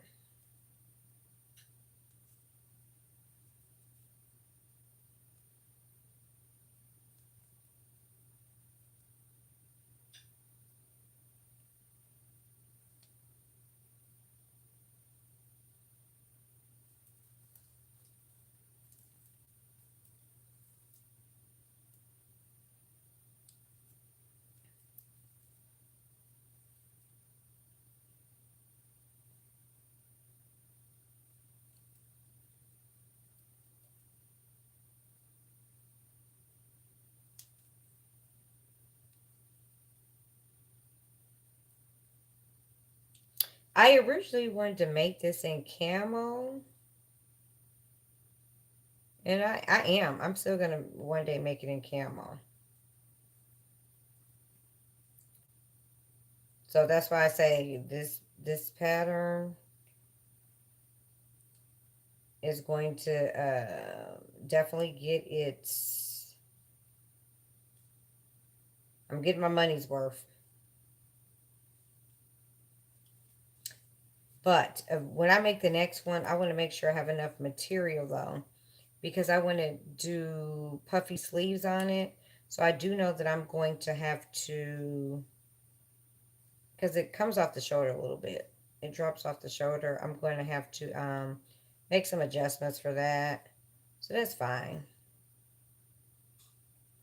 But I'm thinking about using a sleeve from McCall's blouse pattern. I can't think of the number at the moment, but it has puffy sleeves. Does it cross in the front? I think the model's wearing a white, her top is white. But I think I'm going to use those sleeves, modify the sleeves on this pattern to be like those sleeves, or see how much difference there is in the sleeves, so if I can just use the sleeve of the shirt pattern, that'd be great. But I'm okay with having to trace it and make minor adjustments. If I gotta do too much, I ain't gonna do it.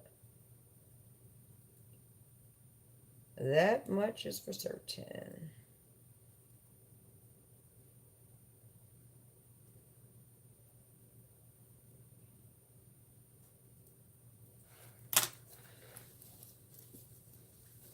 All right. Okay. Understitching is off.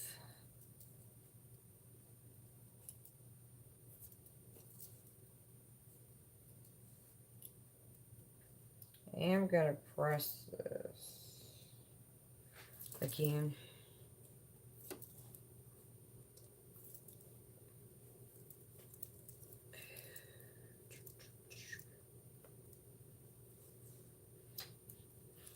I use my little serger tray or catcher. I use it as to put threads in it since it's right here. Okay. Okay, that's off. I'm ironing it again. And we use this on the side. So let's see what it does.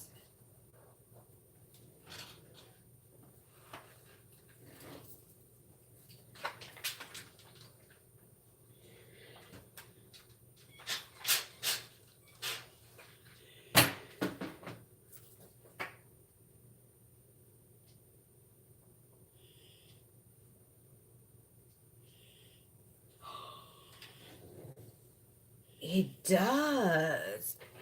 It gets it super duper flat. I'm amazed. Now I'm going to do this one.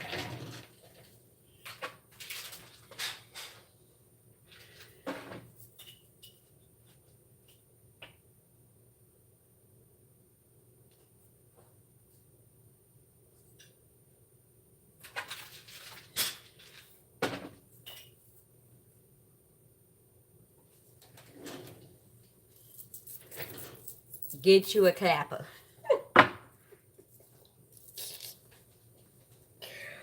Ooh. That is nice. Oh my gosh, that is... Okay, that's the back. Why do I have the back? Where's the other front? Put this on here and quit playing. Ooh. I like it. I like the clapper, guys. Clapper. Okay.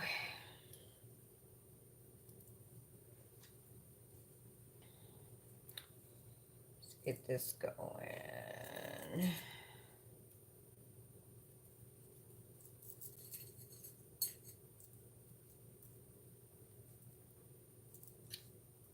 So you have to, you're sewing the shoulder and around the side.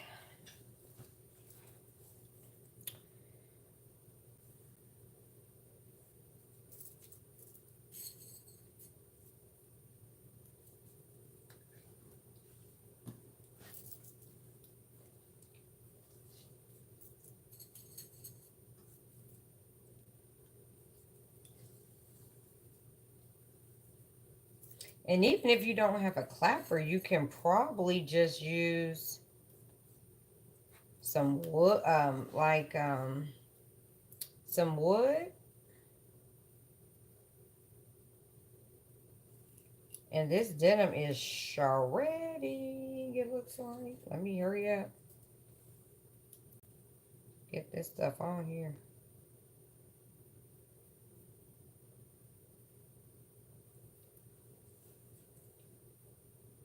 Might have been the way I cut that piece. Okay. Start with this one. So I'm just gonna sew just like that.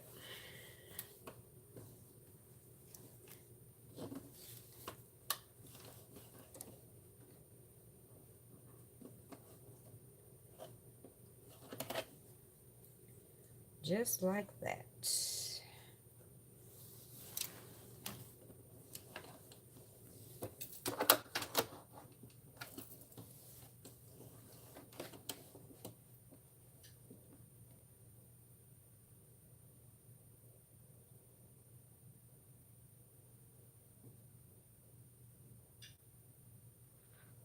Okay.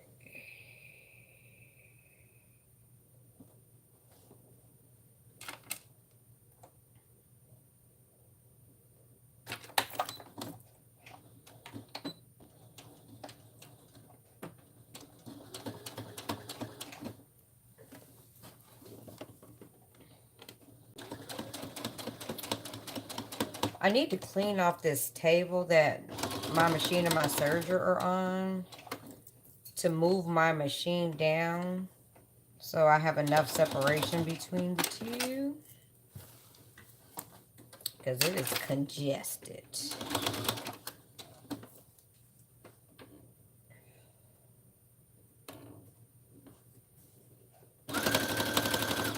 I like how people have like the table, either two tables like this and one on each side. Wait, one on each side. Or like the little L thing. I think that works a little better than two on one. I guess if the table's long enough, right? And you can have it down at the other end all the way up. Well, not all the way, but closer to the other end. That works. And that's kind of like what I think I need to do.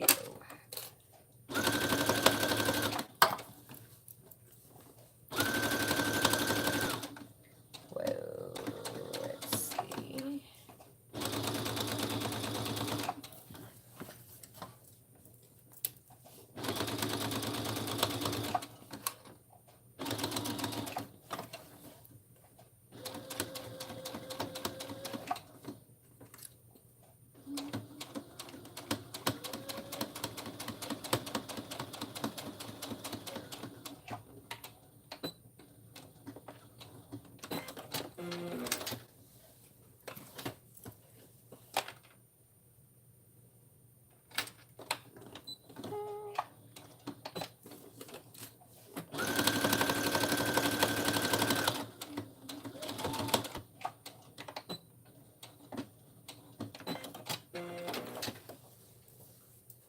All right. It's on there. Do the other side.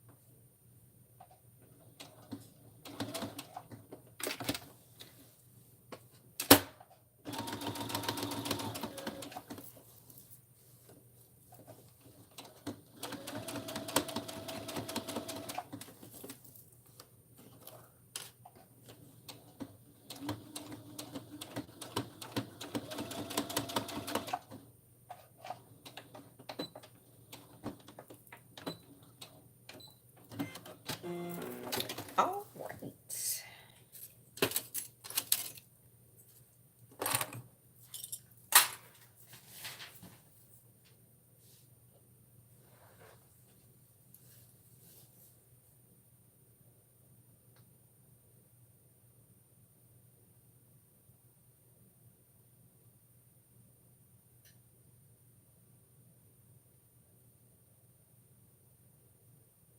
All right.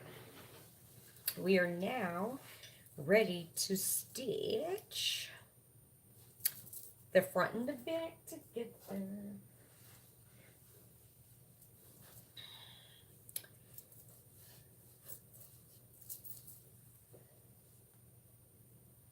just at the shoulder seams.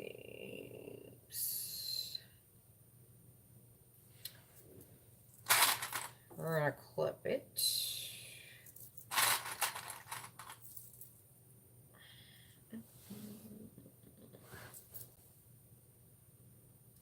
Yeah, this is not really that bad. Sewing a regular trench coat just takes so much time. Eventually one day I will. Just not now.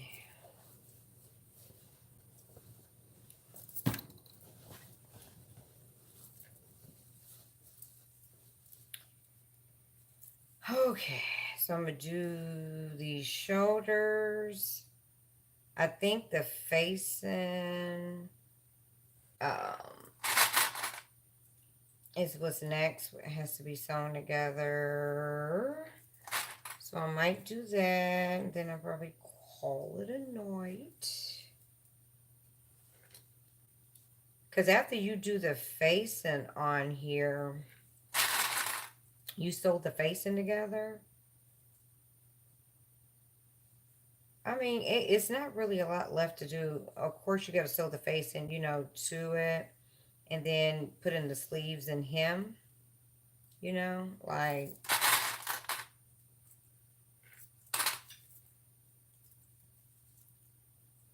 a lot. Now this, okay, now when you start piling up these layers, it does get a little thick.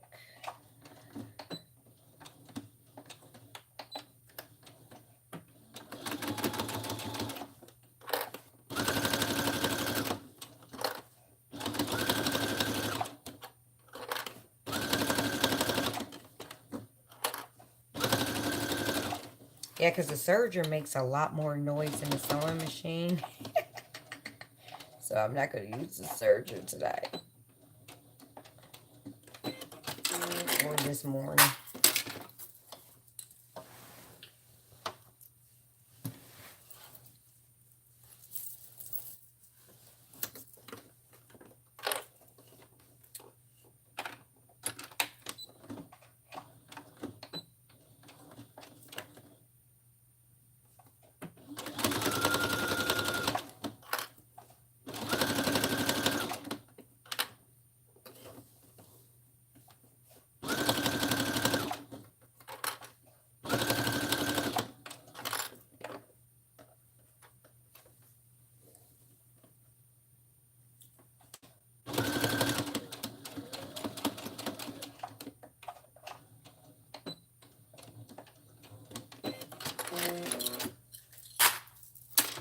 Okay.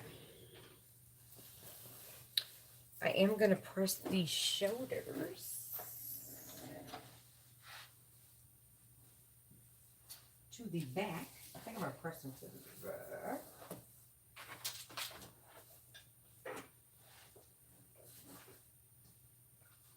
Let me use my clapper.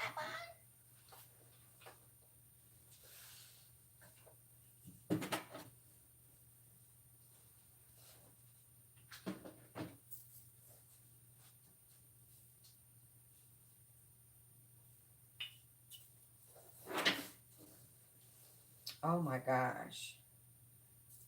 That clapper is good. It helps the seam stay very flat. That clapper, once you press it, it's something about the way it traps in that steam.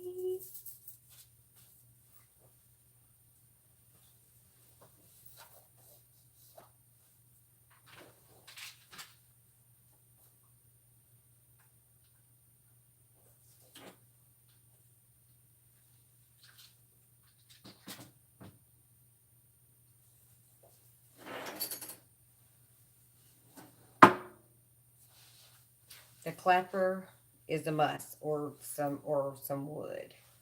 Okay, so this is so far what we have. Let's see.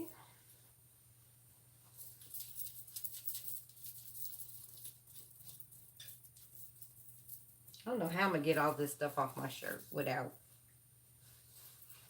ripping it apart. Let's see. Okay, I'm gonna take off my hat. Take off the hat.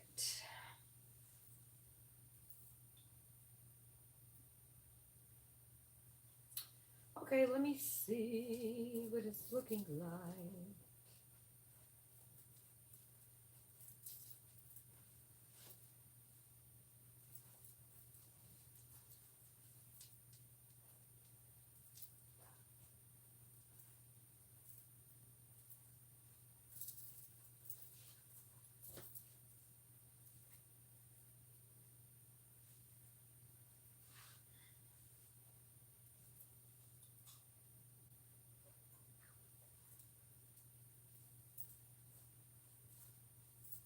Okay.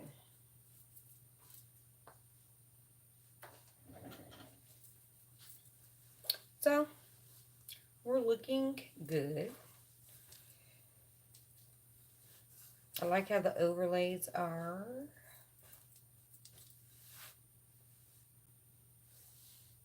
Okay.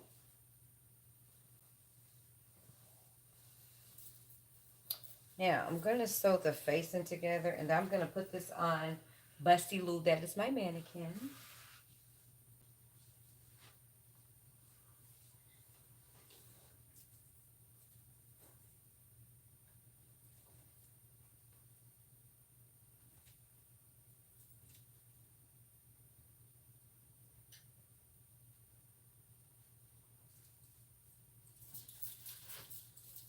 I'm going to have to find a way to get all these strings off of me. Okay, now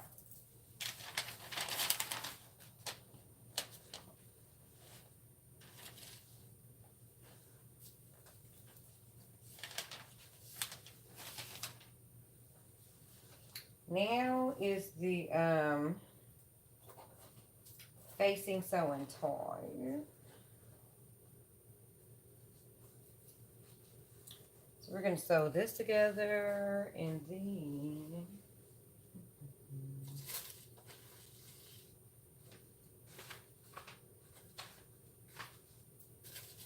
the pockets. Let's get those over there.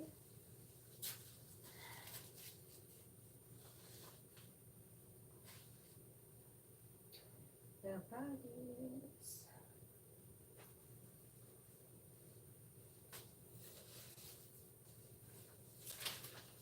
I have to find the rest of the instructions. Because next time I should be able to sew it without looking. But I haven't sewn it since last year. Yeah.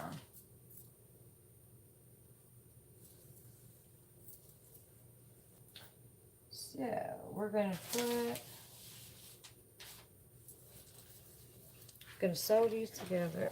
Oh my God, I can't believe this is on my sweater. Okay.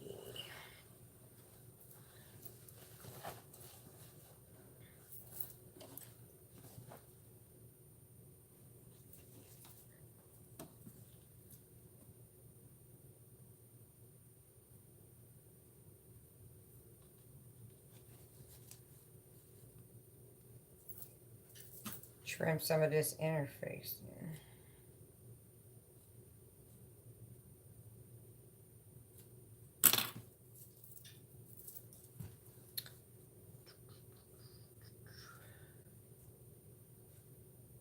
Should cut the freaking notch. I did it.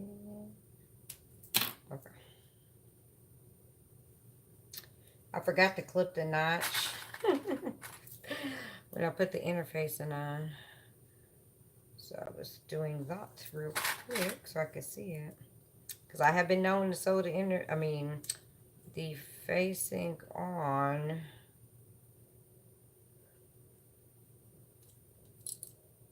a little wacky.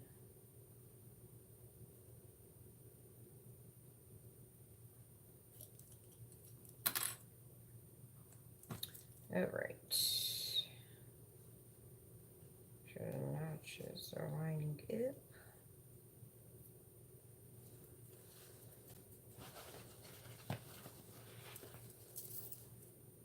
I need to trim. I gotta trim this interfacing on this face. The interfacing on the facing. I need to trim. Where's the freaking notch at right here?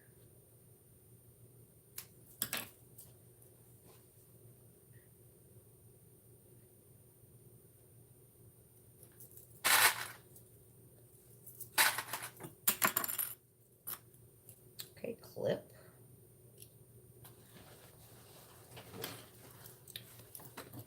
Okay.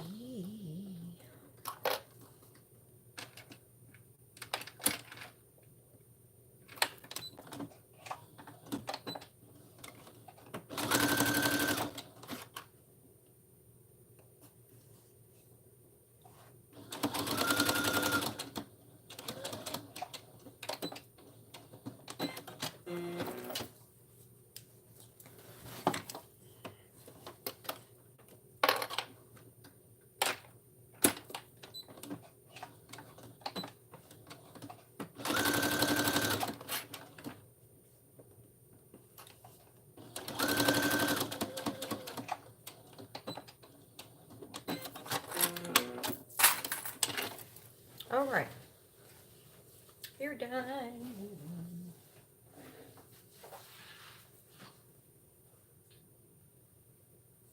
Press, press, press.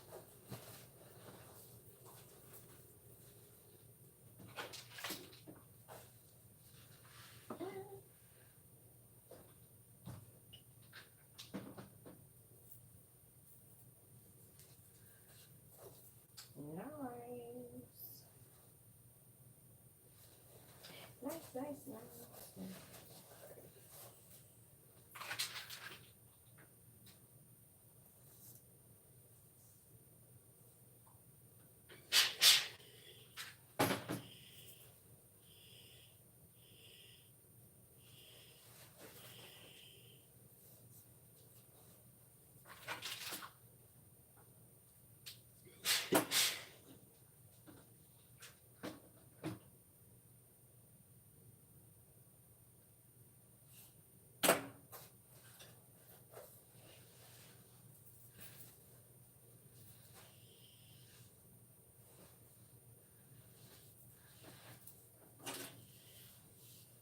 Trim this interface on.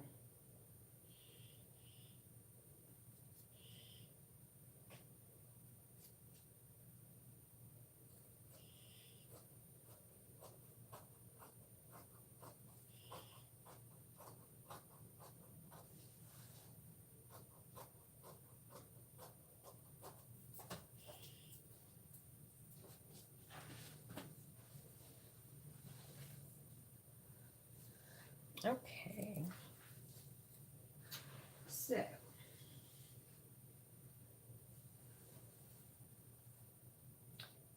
Now,